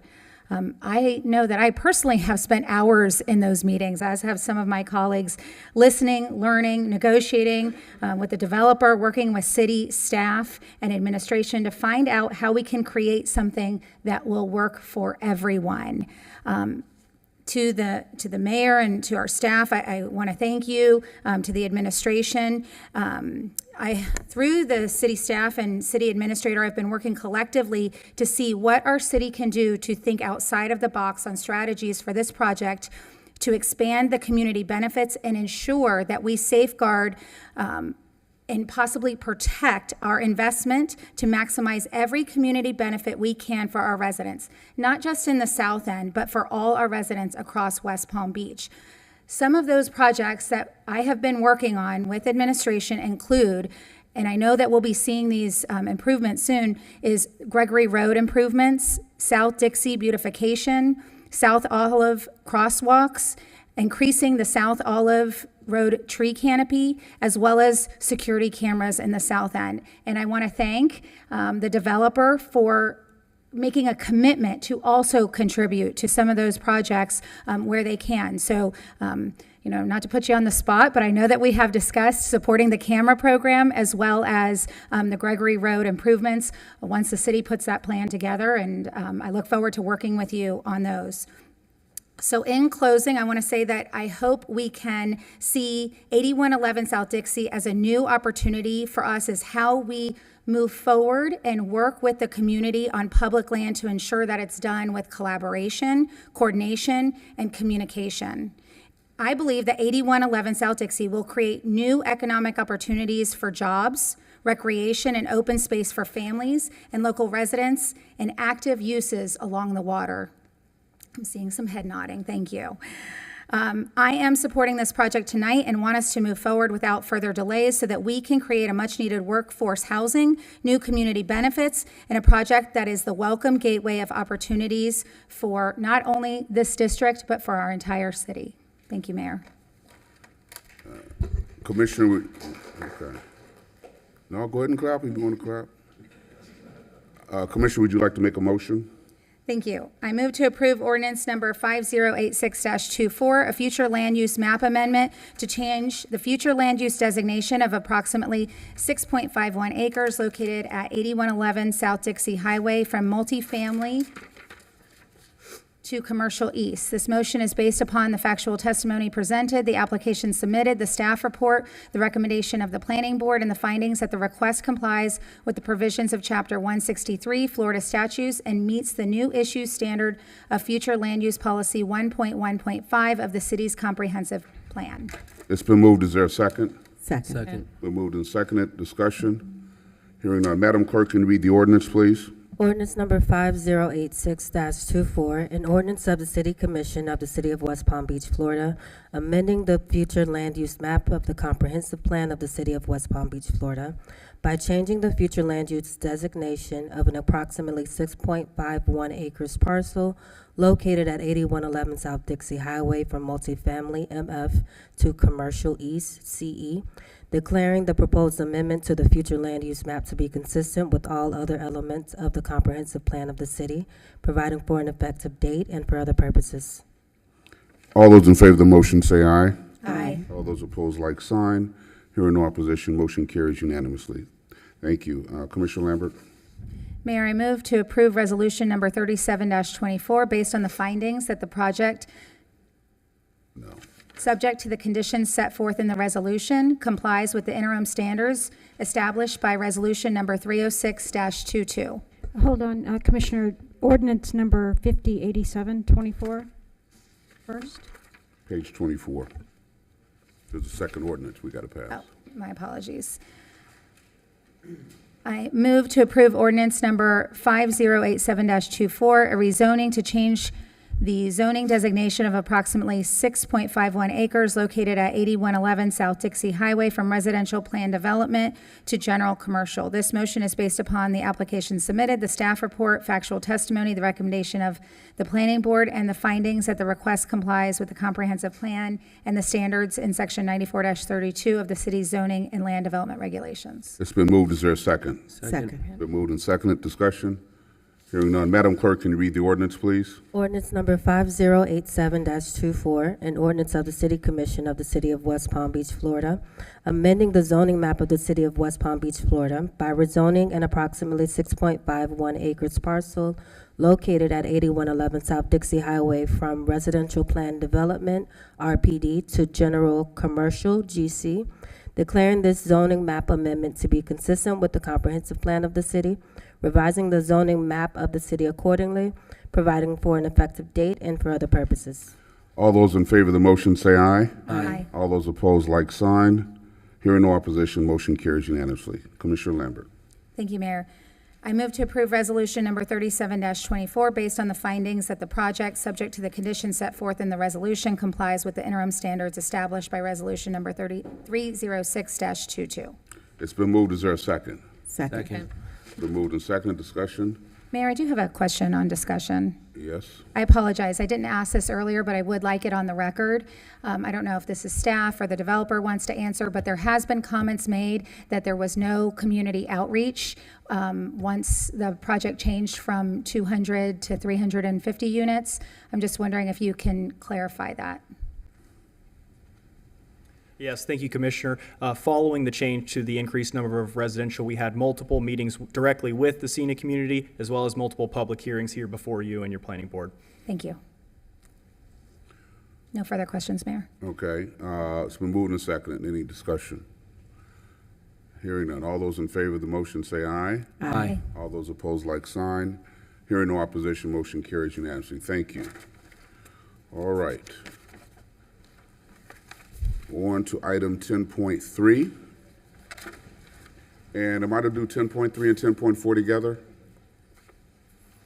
Yes. All right. Yes, Mayor. 10.3. I'll give people a moment to exit quietly.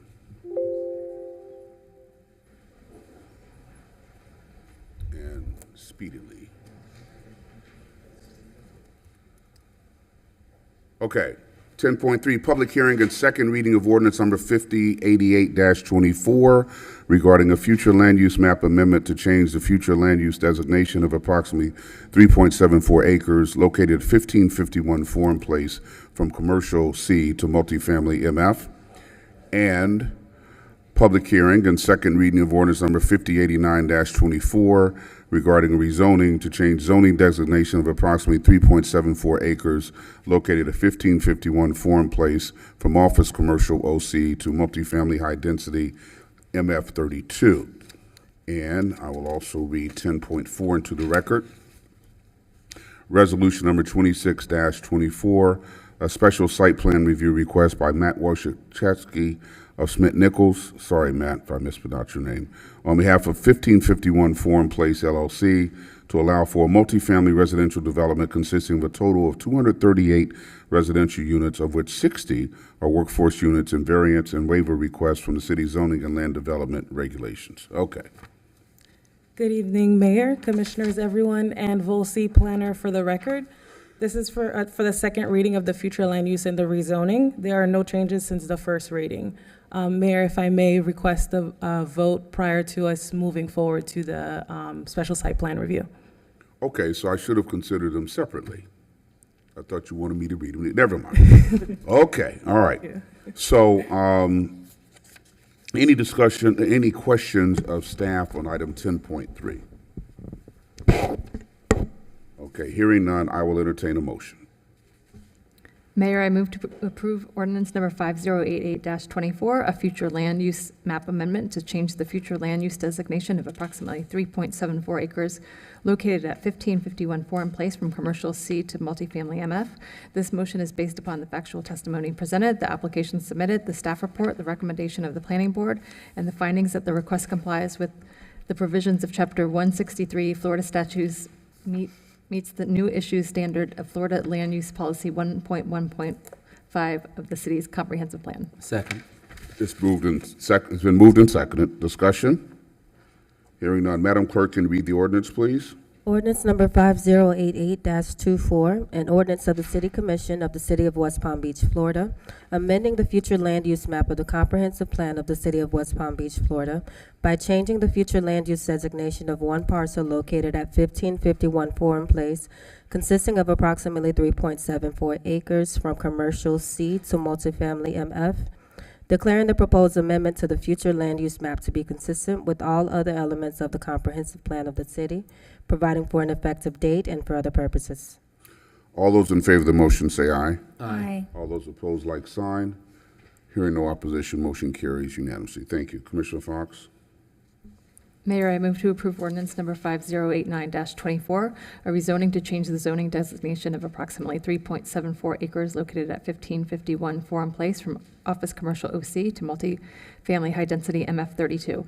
This motion is based upon the application submitted, the staff report, factual testimony, the recommendation of the planning board, and the findings that the request complies with the comprehensive plan and the standards in section 94-32 of the city's zoning and land development regulations. It's been moved. Is there a second? Second. Been moved and seconded. Discussion? Hearing none. Madam Clerk, can you read the ordinance, please? Ordinance number 5089-24, an ordinance of the City Commission of the City of West Palm Beach, Florida, amending the zoning map of the City of West Palm Beach, Florida, by rezoning one parcel located at 1551 Forum Place consisting of approximately 3.74 acres from office commercial OC to multifamily high density MF-32, declaring this zoning map amendment to be consistent with the comprehensive plan of the city, revising the zoning map of the city accordingly, providing for an effective date and for other purposes. All those in favor of the motion say aye. Aye. All those opposed, like sign. Hearing no opposition, motion carries unanimously. Thank you. All right, I'm going to read 10.4 in the record again because I'm going to get Mr. Wojciechowski's name right. Resolution number 2624, a special site plan review request by Matt Wojciechowski, Smith Nichols, on behalf of 1551 Forum Place LLC, to allow for a multifamily residential development consisting of a total of 238 residential units, of which 60 are workforce units, and variance and waiver requests from the city's zoning and land development regulations. All right. Did I get your name better second time? Yes, thank you, Mayor. Thank you for having us. Matt Wojciechowski for the record.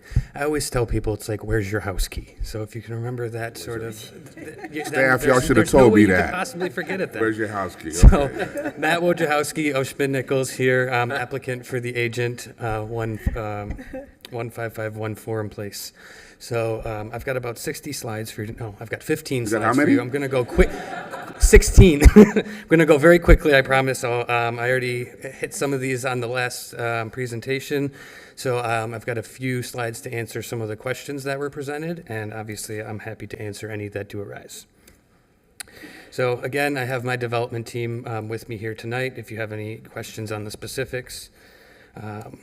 So we are here tonight as the first two ordinances were just read regarding the special site plan review. 238 units, 25% or 60 of those units are workforce housing at or below 100% AMI.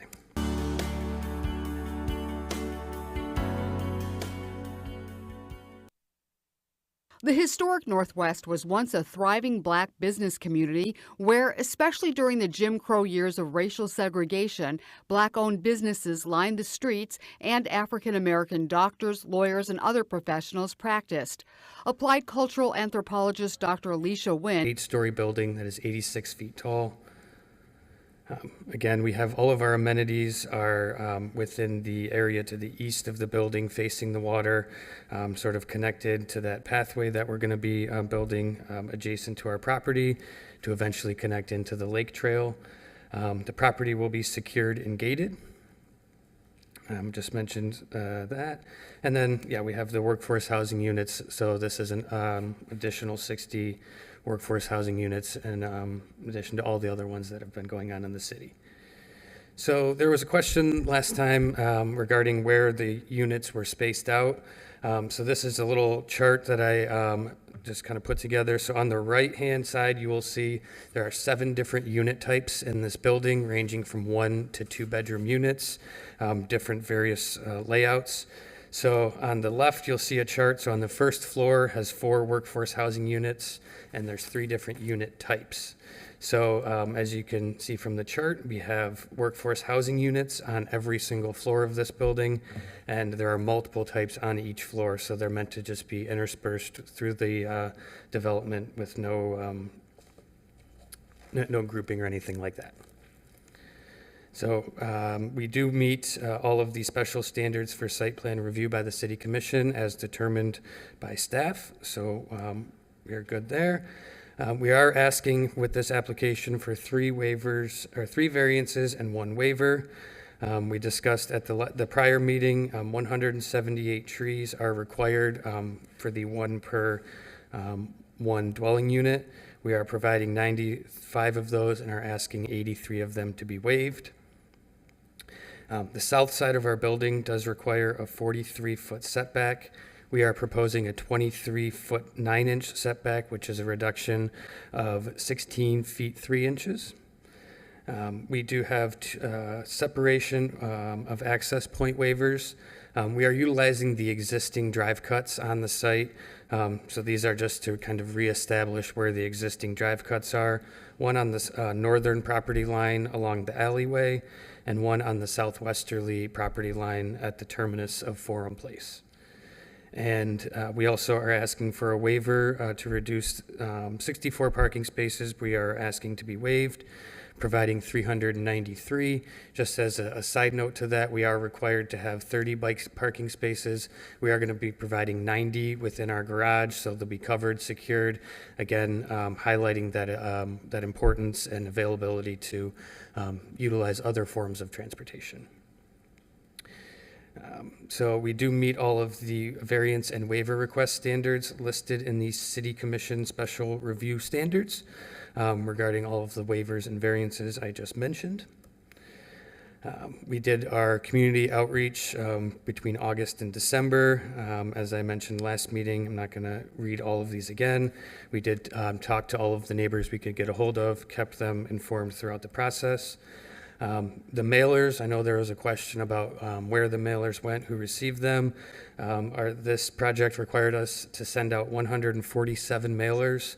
Approximately 14 of those went to the surrounding office and commercial buildings to our east, or to our west and south.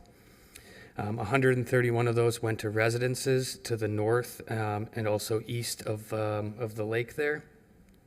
And then 2 of them went to city-owned parcels, which are shown as the lake properties there. So there was a higher concentration of the residential neighbors being informed. That's the site plan. I'm happy to answer any questions. And as our conclusion, again, we are utilizing the city ordinance enacted to provide more workforce housing in the city. We are looking to redevelop this underutilized parcel and bring it to its highest and best use.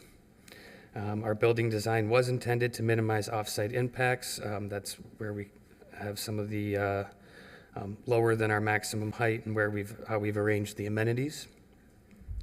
And we'll be providing some infrastructure upgrades in the form of the off-site pedestrian waterfront pathway, as well as burying the power lines underground to ensure that there's no disruption during natural events. We do have staff support for this request.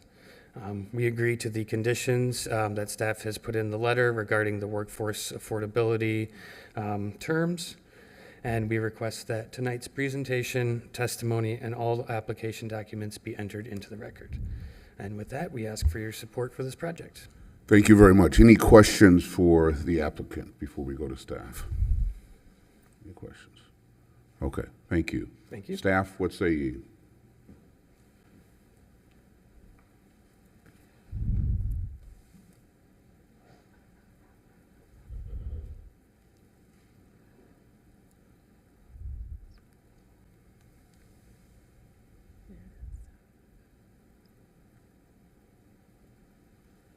Good evening again. Ann Volsey, planner. The applicant has done a thorough job at presenting, so I'll just cover a few slides. So here you have a site plan with a diagram of the areas impacted by either a variance or a waiver. So in the green is variance 1, required shade trees. This is site-wide. And the yellow is the setback based on the height. The variance number 3 is related to the separation of access points in the northern end and the southern end. And the only waiver is for the parking requirements. And as stated by the applicant, that is offset by the provided bicycle spaces. They provided 90 and they're required to have 23. And they also are providing a pedestrian path that will eventually connect to the Lake Mangonia Trail. And with that, staff recommends approval, including the waivers based on the finding that it complies with the special site plan review interim standards and Resol 306-22. And this resolution does not require planning board approval or review. Thank you. Very good, thank you. Any questions for staff? Hearing none, we don't have any cards, right? I'll entertain a motion. Mayor, I move to approve resolution number 26-24 based on the findings that the project, subject to the conditions set forth in the resolution, complies with the interim standards established by resolution number 306-22. It's been moved. Is there a second? Been moved and second. Discussion? Hearing none. All those in favor of the motion say aye. Aye. All those opposed, like sign. Hearing no opposition, motion carries unanimously. Thank you. Thank you. All right. Item 10.5. Resolution number 38-24, a request by Nara Darwish of Schmidt Nichols on behalf of Scuba Club WPB LLC for a major amendment to the Alba Residences Residential Plan Development, RPD, with waivers from the city zoning and land development regulations to allow for changes to the approved site plan and to construct a dock greater than 100 feet in length. Mr. Nichols. Good morning, Mayor, Commissioners. John Schmidt, agent for the applicant, Alba. I just have 12 short slides. We'll get through them pretty quickly tonight. 12. Just go over location, history, request, and compliance. Not as long as Wojciechowski. Site is located 4708 to 4714 North Flagler between 46th and 47th Street. It has 1.75 acres, and half of that is in submerged lands, which we're here to talk about tonight. To the east is intercoastal, to the west is multifamily and single family, to the north is single family and multifamily, to the south is multifamily. History, the current approval was for 21 stories, multifamily units. It was a 5-story garage with the 5-story podium, 16 floors of residential above it, 175,000 square feet. You approved this back on January of 2002, just about 2 years ago, and we are currently under foundation construction. Our request tonight is to add the dock. Unfortunately, when we brought the PUD before, we didn't have our DEP permit, so we decided to move forward so we could get into permitting and things. So we're here for the dock waiver on the length. We have an AC encroachment. We have a driveway separation because of FPL and some utilities into the easements there. So request number one is for the dock to be 222 feet long, 8 slips with 2 boat lifts. It's a private dock. There was concerns that this was a marina. It's not. It's supposed to be used. It's to be used by the residents of the condominium. The dock is within our submerged lands, so although the code only allows 100 feet, we're asking to be out to 222, but it's within our property boundaries. We do have now the DEP approval. This is a copy of the DEP approval. Again, our dock is out to our submerged lot lines, and this is the letter. There was concern from the neighborhood that we didn't have this in place last time we were here. This is a graphic to show you how far our dock goes out to 222 feet. To the north of us, it's out considerably more, and to the south, it's much more. We're not impeding any of the marine traffic. It's about 600 feet out from the actual channel. And our dock is required to have this plastic grid to promote some of the seagrass that's there and keep it going. Our next waiver request was for a setback of 1 foot for our AC unit. I guess they got a little chunkier during the COVID years, like myself, and they're a little closer to the neighbor. We do have a letter from the neighbor saying this was okay with him. Then we spent about a year, almost 9 to 12 months with FPL locating these transformer locations. So they are in our front setback. So I had to ask for a waiver for that when we came back for this project. So they're only allowed to encroach 4 feet, but of course they're along the right-of-way where all the utilities are. That's the graphic for it. Our driveway separation requirement, we originally had just about 45 feet. I'm sorry. And now we have 71 feet. So because of the FPL boxes, we had to relocate those driveways a little bit. So we had to bring that up to code. And then lastly, because of the utilities, staff needs to look at the whole easement depth. So we were encroaching more than it was required by code. If we look at what the actual utility boxes are, we're within 13, we're only taking out 13 feet of the green space. So you can see all the green spaces there. We've tried to preserve as much as possible, as well as limiting the curb cuts and their size. So that was just the box sizes. Again, here's some of the backup. I have Keith from Spina O'Rourke here to talk about that if you need any additional backup information, but it was quite a lengthy battle. We are in compliance with sections 9432A through H, as well as the general standards of 9436A, E, 3, 4, and 5. We're also in compliance with the dock standards. We have staff's recommendation of approval. We're in agreement with conditions 1 through 18 of the resolution, and we ask that our presentation be submitted tonight for the record, and ask for your request to move forward. Thank you very much. Any questions of the applicant before we turn to staff? Okay, thank you, Mr. Schmidt. Staff?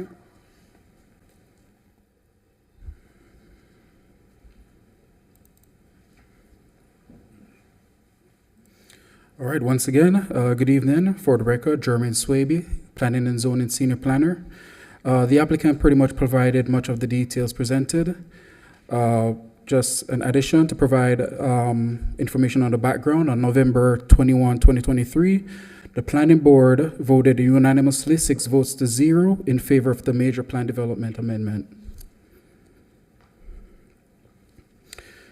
So staff did find that with approval of the waivers, the request will comply with amendment standards 94-32 and standards for docks 94-36E3 through 5 and additional standards for docks 94-313A3. So staff is therefore recommending approval with the waivers for the resolution 38-24. Thank you. Any questions? Any questions for staff? All right, hearing none, I will entertain a motion. Mayor, weren't there cards? Not for this Oh, item. those are, the general, okay, sorry, I apologize.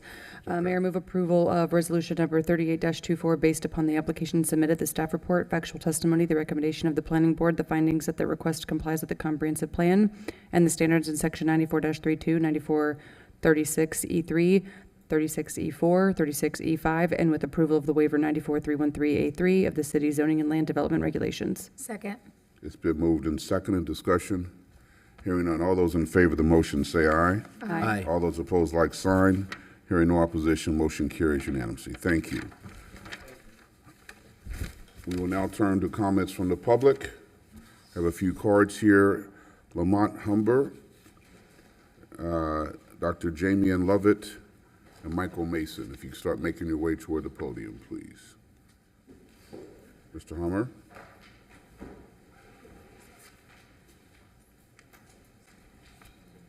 Good evening, Mayor. Good evening. First of all, my name is Lamont Humber. I own a small business at 822 North Tamarind Avenue. And first of all, thank you, Mayor, for having me. Commissioners, thank you for all that you've done and what you're doing. I'm here on a completely different note tonight. Normally, you guys see me here talking about economics and business and things of that nature developing. I'm here strictly as a concerned citizen. I'm new to this development within the last 3 years. To this community, excuse me. I'd be a hypocrite right now to stand before you guys and say that I feel comfortable with what's going on in the historic Northwest as it pertains to safety. Last night, I spent the entire night comforting a grandmother while her grandson was on the operating table, trying to use my own personal video cameras to help the police officers get security footage for crimes.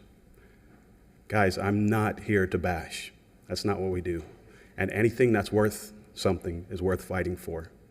I said I was new, but that doesn't mean I haven't put forth 100% since I've been here.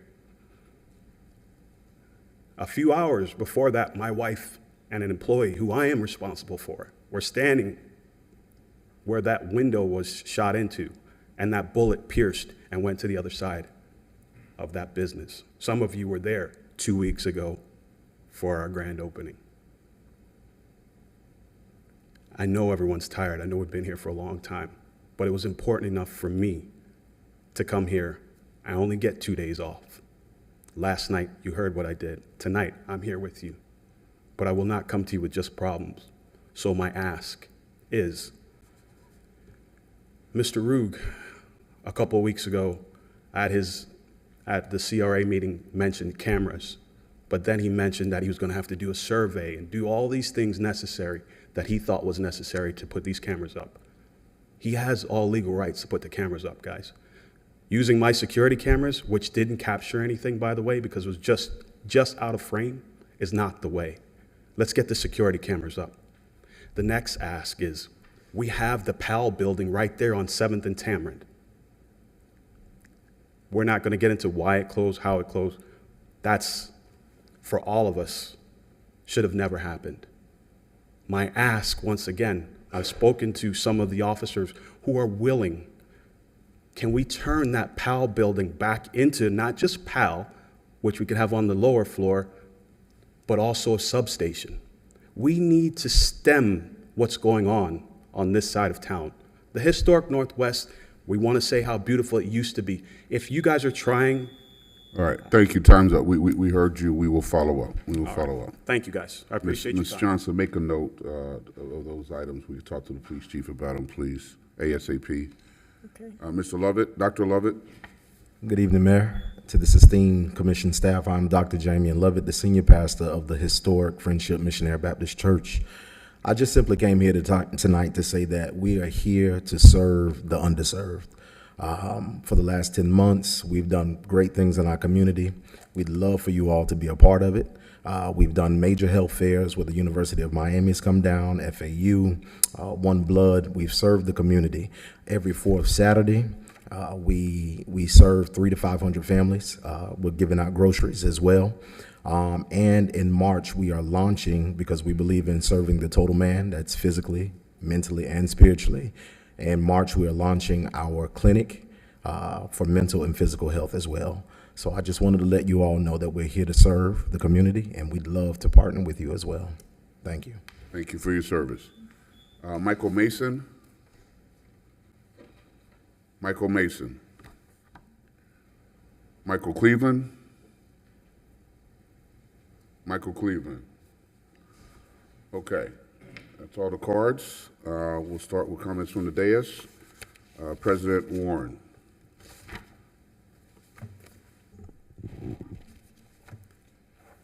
Thank you, Mr. Humber, for your comments, and it's very unfortunate, and I appreciate that you've taken the time to come down and speak with us today. I would like to also congratulate you on your ribbon cutting, and I'm looking forward to seeing how we can come up with solutions to the items that you've brought forward this evening. So thank you for your time. I'd like to recognize and thank Mint Eco Car Wash for taking on a community park in District 2. For more than 6 months, Mint Eco has hosted cleanup at Chillingworth Park, monthly cleanup at Chillingworth Park. This Friday, February 23rd at 8 a.m. is the next park cleanup for anyone that is interested in participating. This business has gone above and beyond to be an exceptional community partner, and I just wanted to say thank you again. The Mint Eco that's located in District 2 is at 1890 Palm Beach Lakes Boulevard. And I would like to just take a moment to recognize an influential African-American Floridian, and I'd like to acknowledge posthumously Zora Neale Hurston. Zora Neale Hurston was an American author, an anthropologist, a filmmaker. She portrayed racial struggles in the South. Her best-known novel, 1937 novel, Their Eyes Were Watching God, was the setting of Eatonville, Florida, in which her and her family lived. Eatonville was the nation's first incorporated African-American town.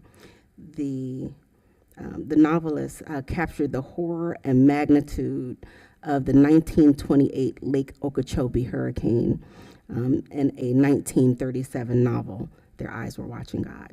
She referred to unnamed storm, and she described it by saying the sea was walking the earth with a heavy heel. So I would like to encourage everyone to, in celebration of February being Black History Month, to explore, learn, and research about the many contributions that African American Floridians have contributed to our great state. That's it. Thank you. Commissioner Fox. Thank you, Mayor. I do want to say thank you to Lamont. Thank you for coming tonight. I share your concerns. I have shared them recently with our city administrator. I think it's the only question that anyone in the historic Northwest wants to talk to me about is the crime. Mr. Ruge and I spend probably an hour every day, talking about what we're going to do about it, what we can do to address both the safety issues and the fact that people just don't feel safe. People who have lived in the community forever feel like that it's different than it ever was before. I had a call from Ratibia Burns. She is the sister of Tommy Charles Anderson. Mr. Anderson was the pizza delivery driver who was murdered in the historic Northwest a few weeks ago. She called me because she has actually moved out of the city, but she grew up here, and she said she never felt scared when she was little growing up on Tamarind.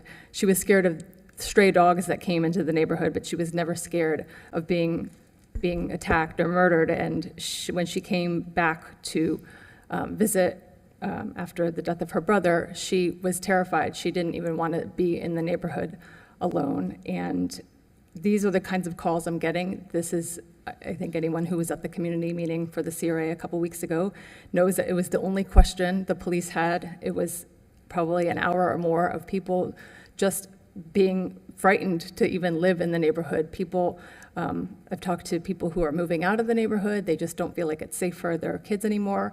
And we're investing so much in the neighborhood to make it safer, to make it look different. But if it doesn't feel different, then I feel like what's the point of us spending the money that we are.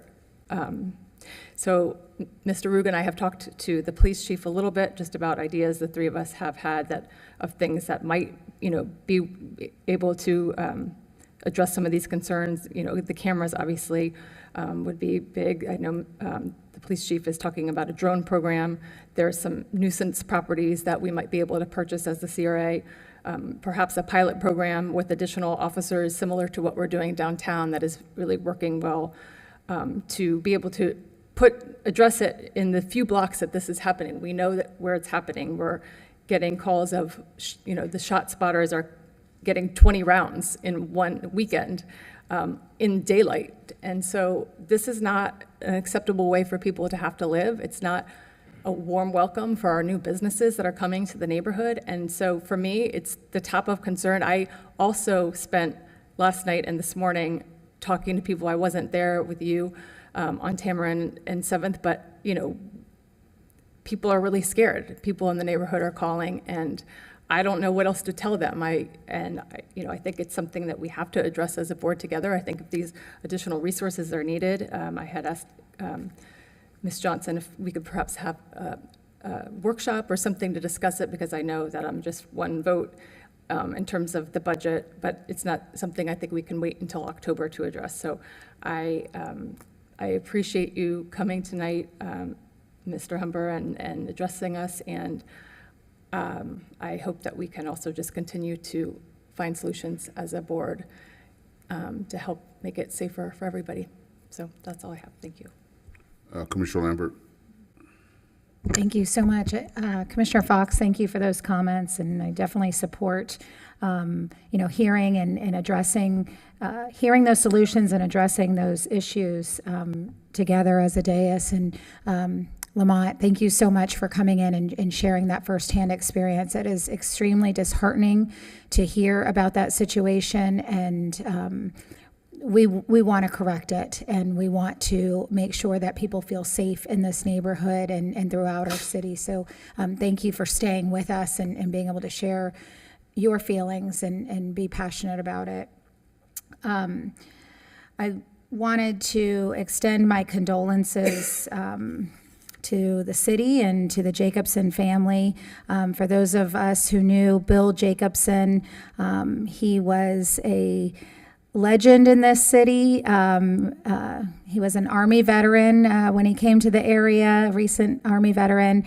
He practiced real estate law here in West Palm Beach since 1975, and we lost an icon in this city. He served on many city boards as well as the DDA, and of course was a staple on Clematis Street on Saturdays as he ran the antique flea market, and just encourages us to live every day to the fullest, and just do everything that we can to be passionate about the things that are important to us. And then finally, I just wanted to ask the city administrator if I might be able to get some information on, since you gave the economic development presentation earlier today about roosters and the funds that are available in that budget. I know in years past, we had funding for business associations that I believe that it was a match to some funds that the business association may have themselves, but I know that there's an association on South Dixie that would love to know more about those funds if they are still available and what it takes to utilize them. Thank you. Commissioner Baduzzi. Thank you, Mayor. And sir, thank you for coming here this evening and sharing your experience, as unfortunate as it was. These are things that we need to continually hear, and we do hear, just as Commissioner Fox said, from our constituents on a consistent basis. And I know that this is an area that's very important to me. It's an area very important to my colleagues, and I know the mayor is also committed to fighting crime. My personal belief is we need to continue to utilize all of the resources that we have at our disposal to fight these thugs who continue to prey on our residents. These are things that, you know, we've got to take a really strong stance, and we need to be out there in full force utilizing, as I said, all of our resources. So thank you for coming this evening and staying to listen to our comments. Briefly, I just wanted to thank Chief Adderley, who spoke today at the Rotary Club of West Palm Beach. She did a great job. Next week's Rotary is hosting Superintendent Burke of the Palm Beach County School District. Everyone is certainly invited. Get with me, or you can go to the Rotary's website and sign up. The meetings are held Tuesdays at noon at the Dive Shack right here in the city. West Palm Beach Rotary has over 100 members who represent diverse professions, age groups, interests, and organizations. Each year, West Palm Beach Rotary helps thousands of children and families, and the West Palm Beach Rotary partners with 14 elementary schools throughout the city of West Palm Beach. It's a great service organization and a great way to continue it's a great way to serve your community. So anyone who's interested, as I said, Tuesdays at noon at the Dive Shack. Thank you. Commissioner Ward. I want to echo the sentiments that my other commissioners have said. Thank you for staying here so long to speak about this. I think I know Commissioner Fox and we obviously can't talk about things that we're potentially vote on, but I know that we're dealing with the same issues and the crime issues that are going on in the North End and obviously in the historic Northwest. And I know you had asked about PSC and another pilot program. It was born from the community members wanting more eyes and ears on the streets. And it started with our police saying we don't have enough eyes and ears on Broadway. And so I said, then we're going to get more eyes and ears on Broadway. And we worked together to bring in PSC. And I think, PSC was working closely in Northwood Village, and that was working. And then, it was, okay, let's look at Pleasant City and how that works, and did a study at the neighborhood level with Pleasant City First Neighborhood Association and worked that. And they work in cooperation with our police. And so if they see things, they are contacting them and making sure that it's followed through.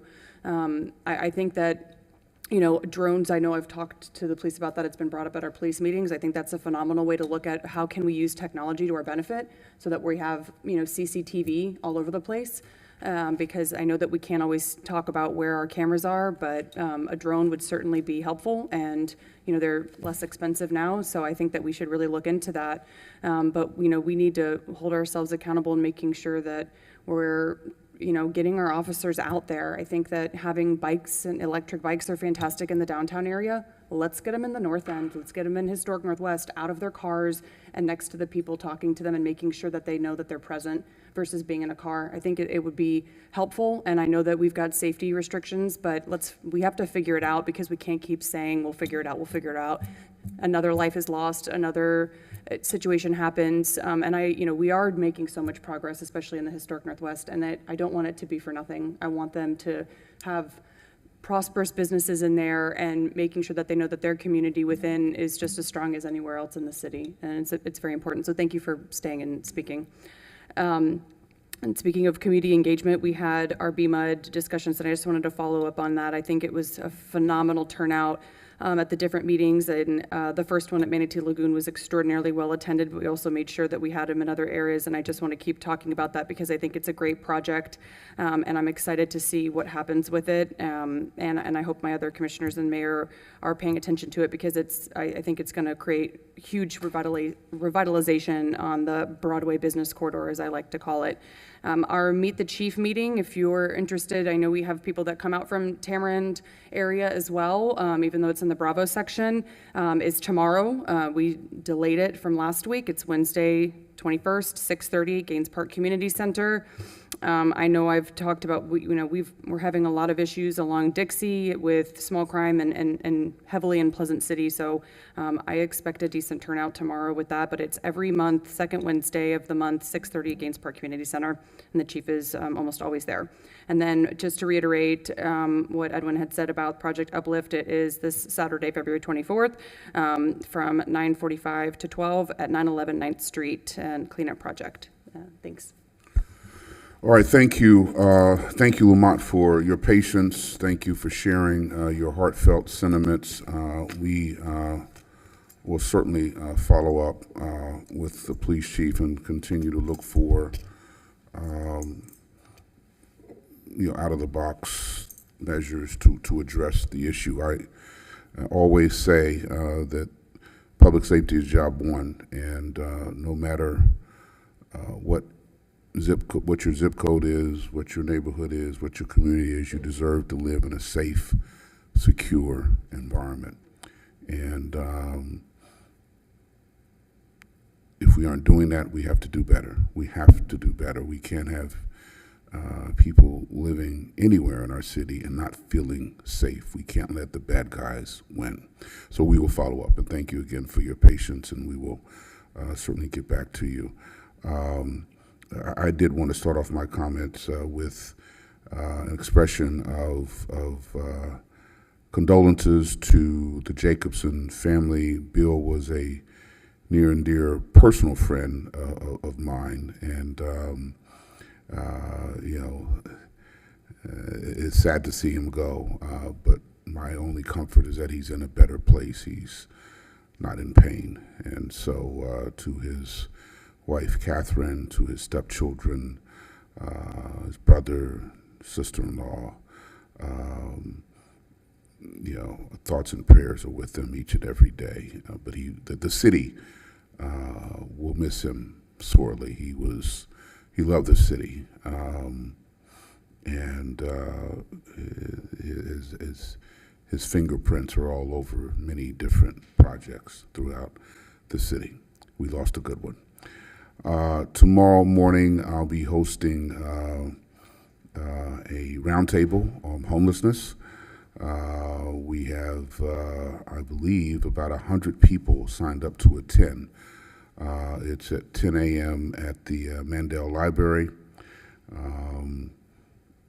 And we'll just have a conversation about this very perplexing issue. I don't expect that we'll come out of there with the magic wand or a silver bullet for a solution, but the pathway to a solution has to begin with a conversation, and that's what we'll have tomorrow. 10 a.m. Mandel Library, which is on the third floor of Mandel Library. Encouraging residents to apply to the county summer camp scholarship program. Applications will be accepted from now through April 12th. The scholarships are offered to eligible families who have children ages 5 to 14 and special populations for children up to 17 years old. They include a full scholarship to day camp. So, commissioners, we got a lot done tonight. We got a lot of good stuff done tonight. And I know you all don't often hear kudos. But if there is a night when you deserve kudos, it is tonight. What we did for the Rooster, what we did with 8111, we got some more affordable housing projects underway. I hope you recognize how this city is being transformed under your watch. And please, please, please, when you look in the mirror, you should accept and tell yourself, job well done. There's more work to be done. There's no doubt about it. We've got public safety issues. We have other issues in the city, but at some point you just have to step back and say that, you're part of the leadership of a city that is really leaning in to progress, to development, but inclusive growth. That's all I have. Thank you all. Good night.